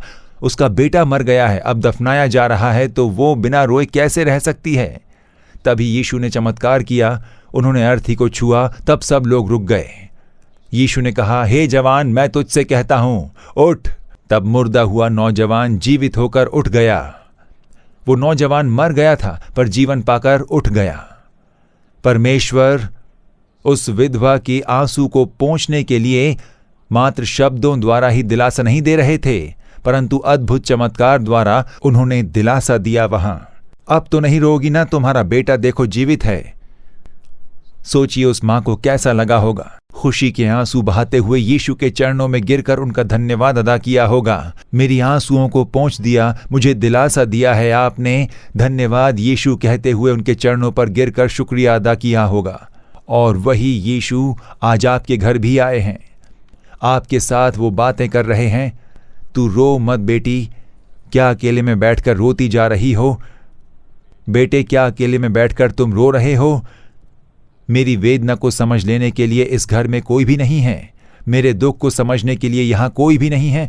मेरी तकलीफ बताने पर भी मुझ पर ही वो उंगली उठाते हैं। कोई भी मेरे एहसासों को समझ नहीं पा रहा है। कोई नहीं है। ऐसे अकेले में तुम रो रहे हो क्या? तो यीशु आपसे ही बातें कर रहे हैं। बेटी, तू रो मत, तू मत रो बेटे। शांति दाता परमेश्वर आज आपको शांति प्रदान कर रहे हैं।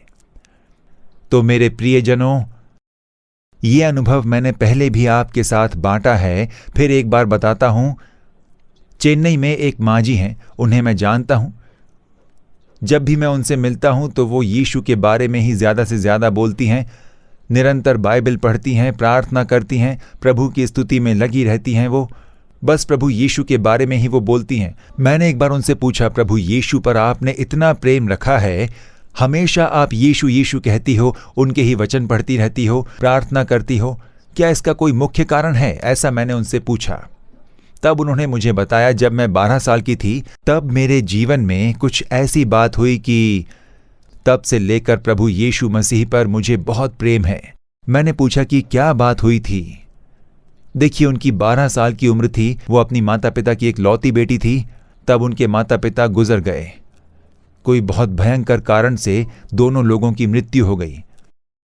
अब रिश्तेदार, जान पहचान वाले अर्थी पर आए थे और सब कुछ खत्म होने के बाद सारे रिश्तेदार अपने अपने घर को चले गए। अब देखिए, 12 साल की एक छोटी सी बेटी है। अब उसकी माता नहीं, पिता भी नहीं। कहीं हमारे सिर पर ना आ जाए ऐसा डर कर सब लोग वहां से निकल गए। आखिर में एक रिश्तेदार वहां पर रुके थे। तब वो भी कुछ सोच में पड़े थे। तब गांव वालों ने कहा कि इस बेटी को अकेली कैसे छोड़ दें, आपकी रिश्तेदार है, आप ले जाइए। और कोई चारा नहीं था। तब उन्होंने कहा, ठीक है, ले जाते हैं, हमारे बच्चों के साथ इसे भी पाल लेंगे। ऐसे कड़वेपन के साथ उसे वहां से लेकर गए।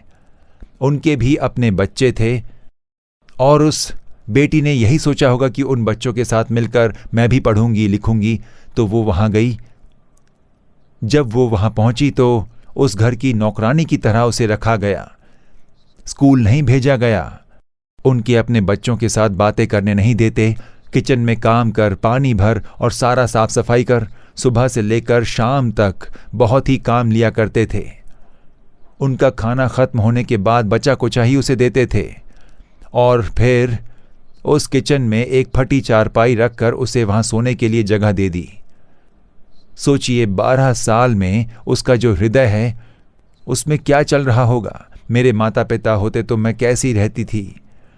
मुझे पढ़ाया नहीं गया, बच्चों को मिलने वाला प्रेम नहीं मिला, एक नौकरानी से भी बदतर जीवन जीना पड़ रहा है मुझे यहाँ। अभी मेरी स्थिति ऐसी है तो अब तो पूरा जीवन बचा है आगे। तकिए पर सिर रखकर रोती रहती थी। अगर उससे छोटी सी भी गलती हो गई तो भी बहुत बुरी तरह से डांटते। कभी भी उसके लिए उनके मुंह से प्यार भरे 2 शब्द नहीं निकलते थे। बुरी बातें कहकर उसे डांटते थे, मारते थे। फिर कुछ समय बीता। उसने सोचा कि इस उम्र में मुझे इतनी तकलीफें हैं, इससे ज्यादा मैं और भी सहन नहीं कर पाऊंगी। मैं मर जाती हूं, आत्महत्या कर लेती हूं। मेरा तो कोई भी नहीं है, माँ नहीं, पिता नहीं है, मुझसे प्रेम करने वाला कोई भी नहीं है, रिश्तेदार नहीं है। मेरी बात को समझना तो दूर, मेरी बात को सुनने के लिए भी कोई नहीं है। मन टूट गया था उसका। उस गांव से बाहर एक बगीचा था। वहां पर एक कुआं था जहां पर जाकर वो पानी भरकर लाती थी। शाम के समय में वहां पर कोई भी नहीं जाता था। एक बार उसने आत्महत्या करने का फैसला किया। सोचा कि इस दुष्ट संसार में मैं जी नहीं पाऊंगी। तब वो छोटी लड़की शाम के समय जब अंधेरा छा रहा था, वो उस बगीचे में अकेली चली गई। बड़ा सा कुआं था। वो तैरना नहीं जानती थी, इसमें गिरकर मर जाती हूं, ऐसा सोचकर जब वो वहां गई तब कुएं के किनारे पर बैठकर अपने जीवन के बारे में सोचा। मेरे पिताजी अगर आज जीवित होते तो क्या आज मेरी हालत ऐसी होती? क्या ऐसी स्थिति होती? कम से कम मेरी मां अगर जीवित होती तो मुझे संभाला होता। मुझसे प्रेम करने वाला कोई भी नहीं है। मेरी बात को सुनने के लिए, मुझे दिलासा देने के लिए कोई नहीं है। मैं मर जाती हूं, ऐसे वो निरंतर आंसुओं के साथ थी।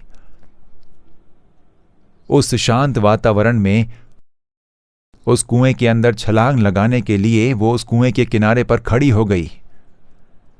तब एक धीमी सी आवाज आई, बेटी।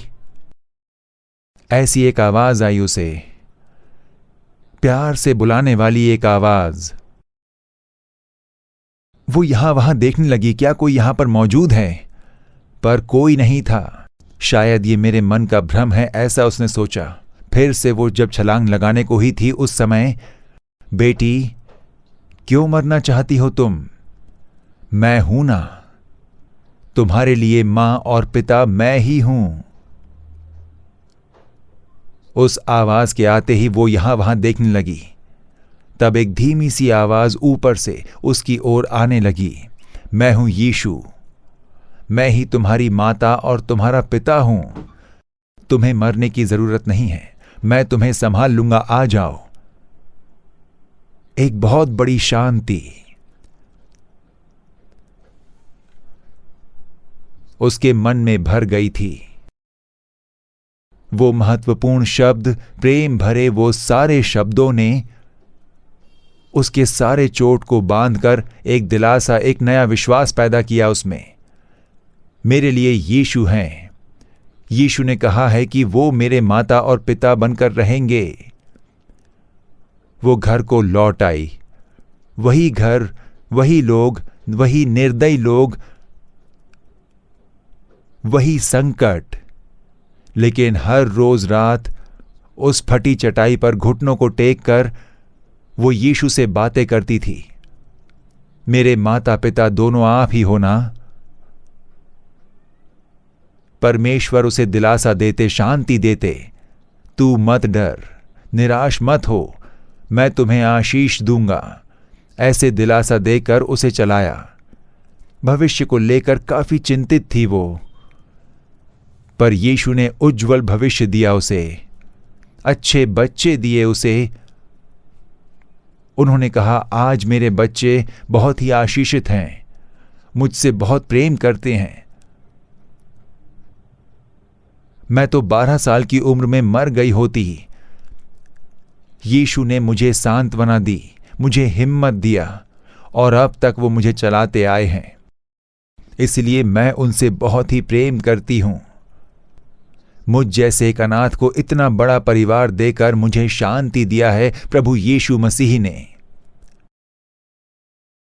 शांति का परमेश्वर। वो कहते हैं, मेरी बेटी, मैं हूं तुम्हारे लिए तुम्हारे माता पिता बनकर। मैं तुम्हें समझ लेने वाला परमेश्वर हूं, तुम्हारे एहसासों को समझ पाता हूं मैं। कोई और उसे समझे या ना समझे, कोई फर्क नहीं है। मैं तुम्हारी स्थिति जानता हूं, तुम्हारी सारी कमजोरियों के बारे में मैं जानता हूं। अकेले में जो तू कष्ट सहता है वो भी मैं जानता हूं। I can understand you my daughter. मैं तुम्हें अच्छी तरह समझता हूं, ऐसा आज प्रभु आपको देखकर कहते हैं। सब प्रकार की शांति का परमेश्वर।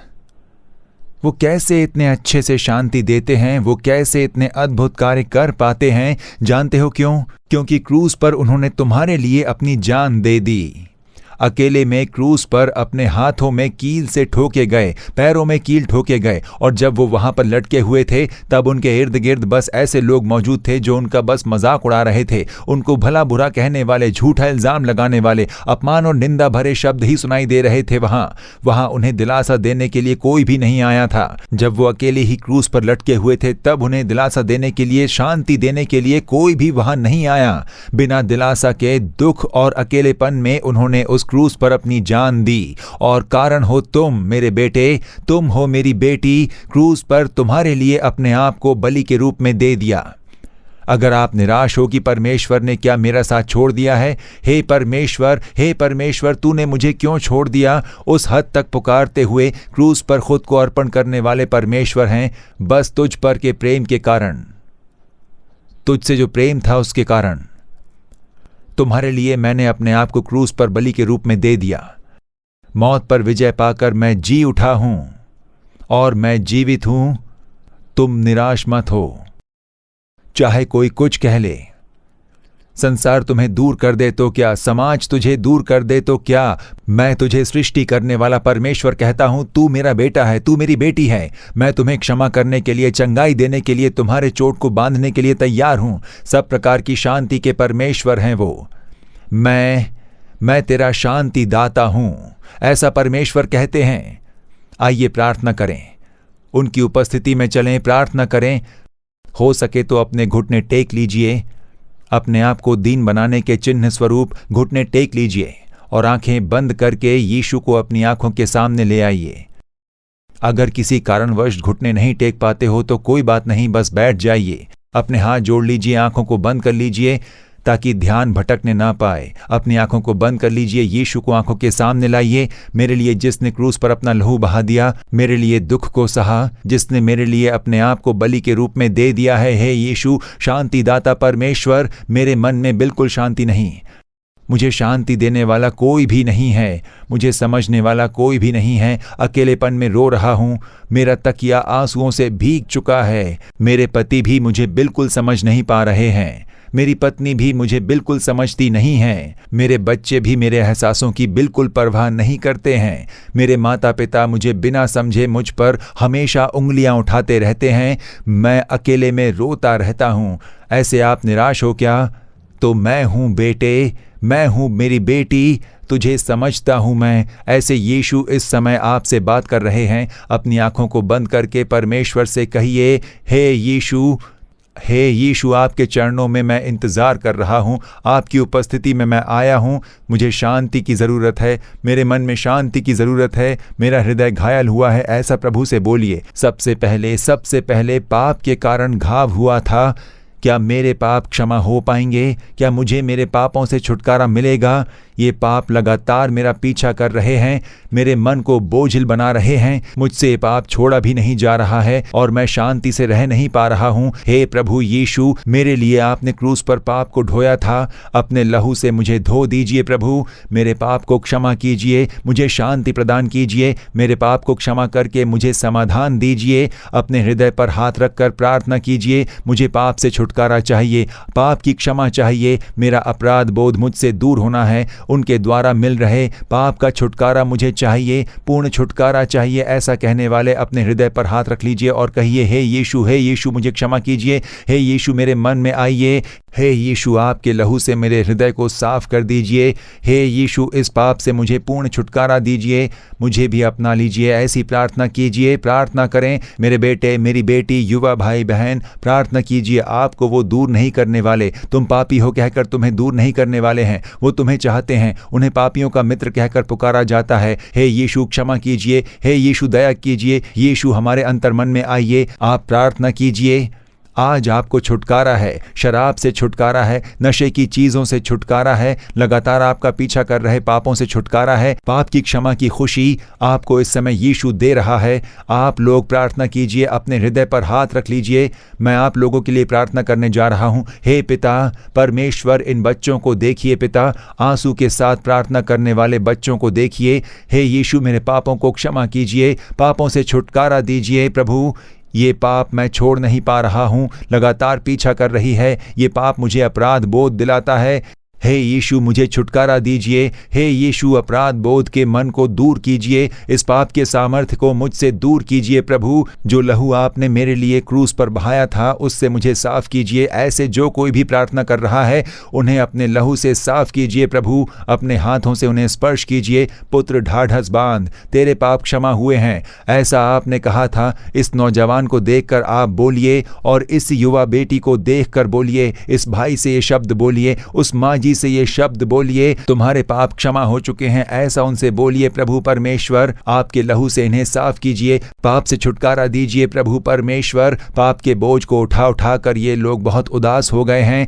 आपके लहू से इन्हें धो दीजिए और इन्हें पवित्र कर दीजिए। इन्हें शांति दीजिए। इन्हें शांति नहीं है, चैन नहीं है, बहुत त्रस्त हैं ये लोग। तो इस समय अपने लहू से इन्हें धोकर एक नया हृदय दीजिए प्रभु। आपका सामर्थ्य उतरने दीजिए, यीशु के लहू का सामर्थ्य उतर जाए। बहुत लोग टूटे मन से प्रार्थना कर रहे हैं, आंसू के साथ प्रार्थना कर रहे हैं। यीशु मुझे क्षमा कीजिए, इस तरह रो रहे हैं। उनका लहू आपको साफ कर रहा है बेटी, उनका लहू आपको धो रहा है बेटे। यीशु का लहू तुम्हारे हृदय को साफ कर रहा है। जो अपने अपराध छिपा रखता है उसका कार्य सफल नहीं होता, परंतु जो उनको मान लेता है और छोड़ भी देता है उस पर दया की जाएगी। ऐसा कहने वाले यीशु आपको तरस के साथ अपने गले लगा रहे हैं। सभी पाप आपसे दूर कर रहे हैं, पाप बोध से भरे मन को दूर कर रहे हैं। अभी उनका लहू आपको धोकर शुद्ध कर रहा है। कहिए यीशु आपकी स्तुति हो। सभी बोलिए, हे यीशु मुझे क्षमा कर रहे हो, इसके लिए आपकी स्तुति। मुझे धोकर शुद्ध किया उसके लिए धन्यवाद, मुझे छुटकारा दिया है उसके लिए धन्यवाद परमेश्वर। ऐसा बोलिए, बोलिए हे पिता, जो कोई अपने पाप को स्वीकार करते हुए रोते हुए प्रार्थना कर रहा है उन पर आपके लहू का सामर्थ्य उतरने दीजिए, छुटकारा हो जाए उसके लिए धन्यवाद। आपका धन्यवाद। अपना दाहिना हाथ ऊपर उठाकर कहिए, हे यीशु आपका धन्यवाद, मेरे पाप को क्षमा कर दिया है, मुझे धोकर शुद्ध किया है, मुझे एक नया हृदय आपने दे दिया है। आपका धन्यवाद। ऐसा बोलिए। अनेक पाप के बंधन तोड़ दिए जा रहे हैं। अब तक जिस शराब के नशे में डूबे थे, नशीली चीजें, सभी पाप के कार्य यीशु मसीह के नाम में अब तोड़ दिए जा रहे हैं। अब आपको पूर्ण छुटकारा मिल रहा है। फिर से आपको उनके विचार कभी नहीं आएंगे। मैं सदोम और अमोरा के पाप में बुरी तरह फंस चुका हूं। ऐसी प्रार्थना कर रही प्यारी बहन, परमेश्वर के लहू का सामर्थ्य इस समय तुझ पर उतर रहा है। इस सदोम और अमोरा के पाप के अधीन हो चुकी हूं, ऐसे निराश होकर प्रार्थना कर रही हो, प्रभु यीशु का सामर्थ्य तुझ पर उतर आ रहा है। पाप के बंधन टूट रहे हैं। आज से वैसे विचार तुझसे दूर होते हैं और तेरे विचार नए बन रहे हैं। प्रभु यीशु की स्तुति करते हुए उन्हें महिमा दीजिए। हे पिता, आपके सामर्थ्य के लिए धन्यवाद। पाप से छुटकारा देकर आपने शांति प्रदान की है, पाप की क्षमा दे दी है, उसके लिए धन्यवाद धन्यवाद धन्यवाद प्रभु। आपका धन्यवाद। दिल की गहराई से आपको धन्यवाद देते हैं पिता। और अब जो बीमार हैं वो अपनी चंगाई के लिए प्रार्थना करेंगे। आपकी निंदा, आंसू, वेदना बदलने के लिए प्रभु यीशु आज चमत्कार करेंगे। जो बीमार हैं अपनी बीमारी के स्थान पर अपने हाथों को रख लीजिए। अगर आपके हृदय में समस्या है तो अपने हृदय पर हाथ रख लीजिएगा। अगर आपके फेफड़ों में समस्या है तो वहां पर अपने हाथ रख लीजिए। किडनी में समस्या है तो उस भाग में अपने हाथ रख लीजिए। अगर आंखों में समस्या है तो आंखों के ऊपर अपने हाथ रख लीजिए। सिर में समस्या है तो अपने सिर पर अपने हाथ रख लीजिए। जहां पर दर्द हो रहा है, जहां पर गांठ है, जिस भाग में वेदना है, शरीर का वो अंग जो प्रभावित हुआ है, वहां पर अपने हाथ रख लीजिए। कोई कह रहा है कि मेरे शरीर में गांठ है, कैंसर कहते हैं, किसी के लिए वो टीबी का गांठ है, किसी के लिए थायराइड है, उस भाग पर अपने हाथ रख लीजिए। जहां पर गांठ है वहां पर अपने हाथ रख लीजिए। जहां पर दर्द हो रहा है उस ओर अपने हाथ रख लीजिए। भाई रीढ़ की हड्डी में समस्या है, वहां पर मैं अपने हाथों को कैसे रख सकता हूं? तो अपने हृदय में सीने के भाग पर हाथ रख लीजिए। अपने विश्वास को प्रकट करने के लिए उस भाग पर हाथ रख लीजिए और कहिए, हे यीशु मुझे स्पर्श करें। कहिए, हे यीशु अपने घायल हाथों से मुझे स्पर्श करके चंगाई दीजिए। आप कहिए कि मुझे छुटकारा दीजिए। जो स्त्री रक्तस्राव से ग्रसित थी, उसी तरह मैं भी त्रस्त हूं। हर एक महीने बहुत वेदना होती है। प्रभु आपके स्पर्श के लिए बोझ के साथ जो प्रार्थना कर रहे हैं, आज आपको यीशु स्पर्श करने जा रहे हैं। स्पर्श करेंगे वो। अपने शरीर के भाग पर हाथ रखकर अब तुम भी प्रार्थना करो।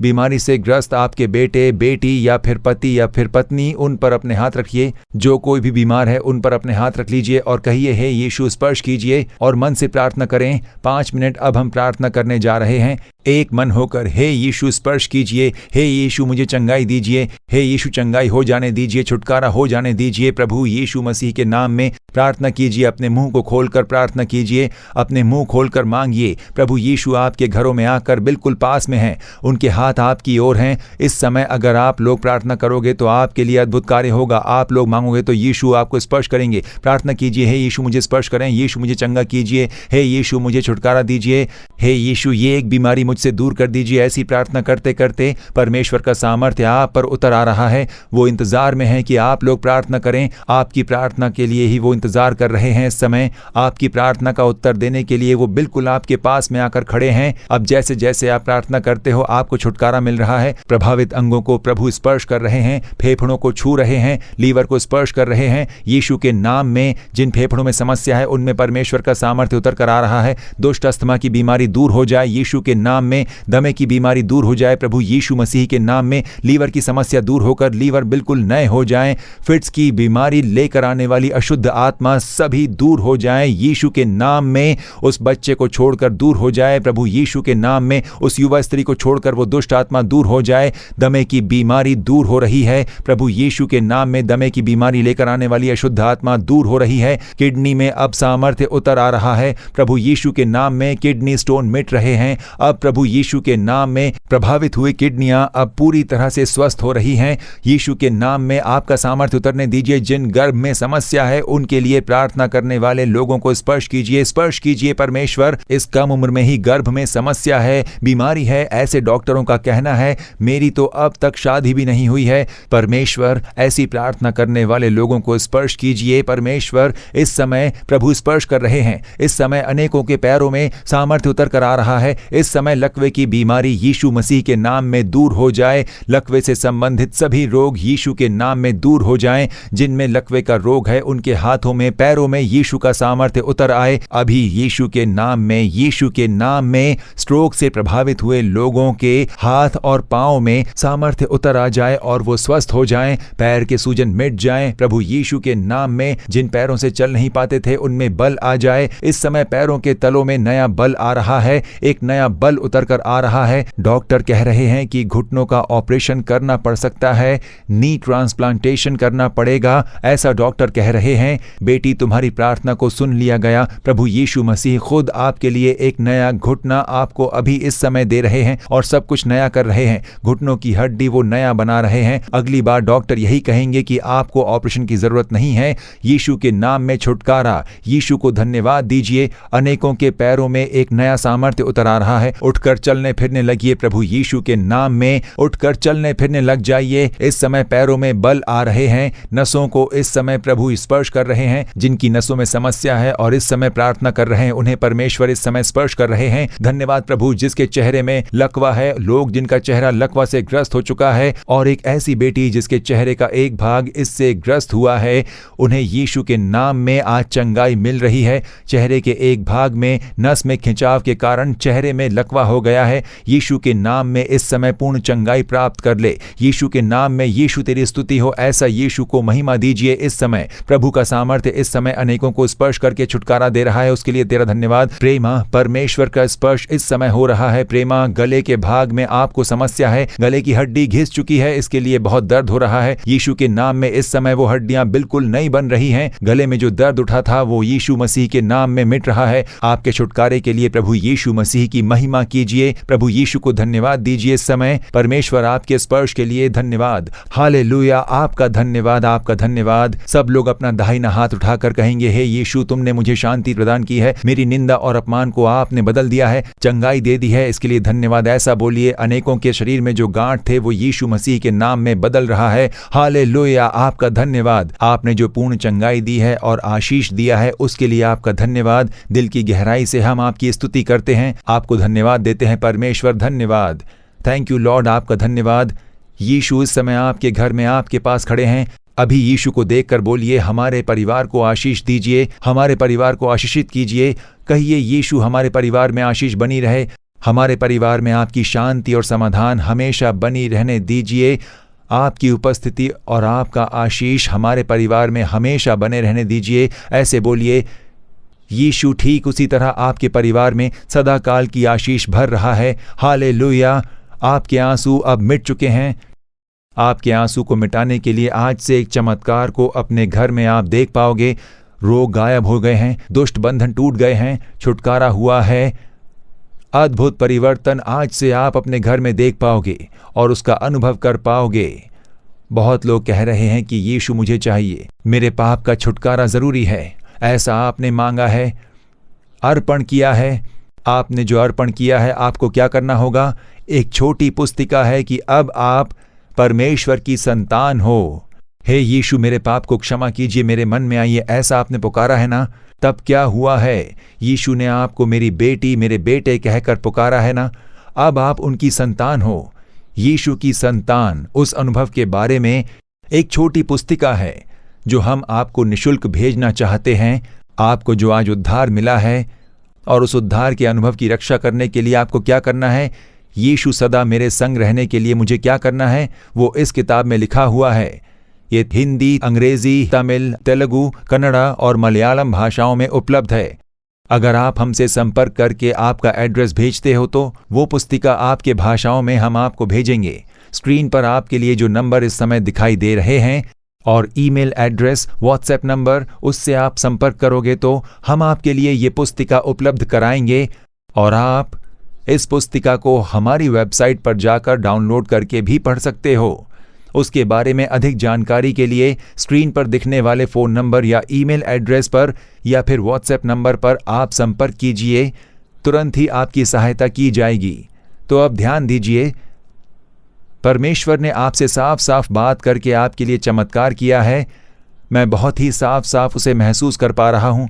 उनके प्रेम ने मुझे अधिक रूप से उत्साहित किया है और तभी मैंने ये जान लिया कि प्रभु परमेश्वर आपसे बेहद प्रेम करते हैं। मैं तभी जान पाया कि आपके आंसू आज परमेश्वर अवश्य पहुंच देंगे। यीशु ने आप पर बेहद प्रेम रखकर आपसे बातें की हैं, आज आपको स्पर्श किया है। प्रभु कहते हैं, तू रो मत बेटी, अब तू रो मत मेरे बेटे। अब यीशु के बारे में जान लेने के लिए ये पवित्र शास्त्र अगर आपके पास नहीं है तो हमें बताइएगा, तो नए नियम वाली वो छोटी सी बाइबल हम आपको अवश्य ही निःशुल्क भेजेंगे। उसमें यीशु के किए हुए अद्भुत कार्य और उनके वचन मौजूद हैं।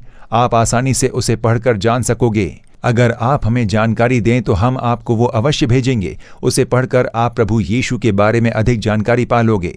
उतना ही नहीं, यीशु छुड़ाता है नाम की पत्रिका हर महीने वितरित होती है। उसमें यीशु के किए अद्भुत कार्य के बारे में आप जान पाओगे। वो भी निःशुल्क हम आपको भेजने के लिए तैयार हैं। यीशु आपसे बहुत प्रेम करते हैं, बस उन्हें थाम लीजिए। यीशु यीशु यीशु वही है जो आपके लिए मरे और फिर जी उठे और इस समय आपके संग हैं। इसीलिए उन्हें दृढ़ होकर थाम लीजिए। परंतु आपकी गवाहियों को बांटने के लिए ये जो फ़ोन नंबर स्क्रीन पर दिखाई दे रहा है उसे लिख लीजिए। इस नंबर को आप लिख कर रखिए और हमारे इस फ़ोन नंबर पर कॉल करके आपको पाप से छुटकारा मिला है, बीमारी से छुटकारा मिला है, चंगाई मिली है, शांति मिली है, तो हमें अवश्य बताइए। आपके संग हमारे प्रार्थना वीर बात करेंगे और मुझे उसके बारे में बताएंगे। परमेश्वर का आशीष आपके संग बनी रहे। हम सब मिलकर प्रभु की महिमा देकर ख़त्म करते हैं। अपने हाथ जोड़कर सब कहिए, हे मेरे मन यहोवा को धन्य कहे और जो कुछ मुझ में है वो उसके पवित्र नाम को धन्य कहे। हे मेरे मन यहोवा को धन्य कहे और उसके किसी उपकार को न भूलना।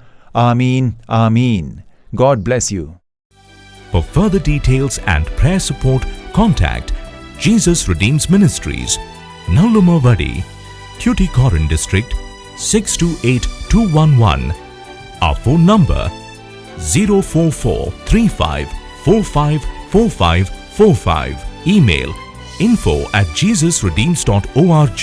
Our website www.jesusredeems.com. God bless you.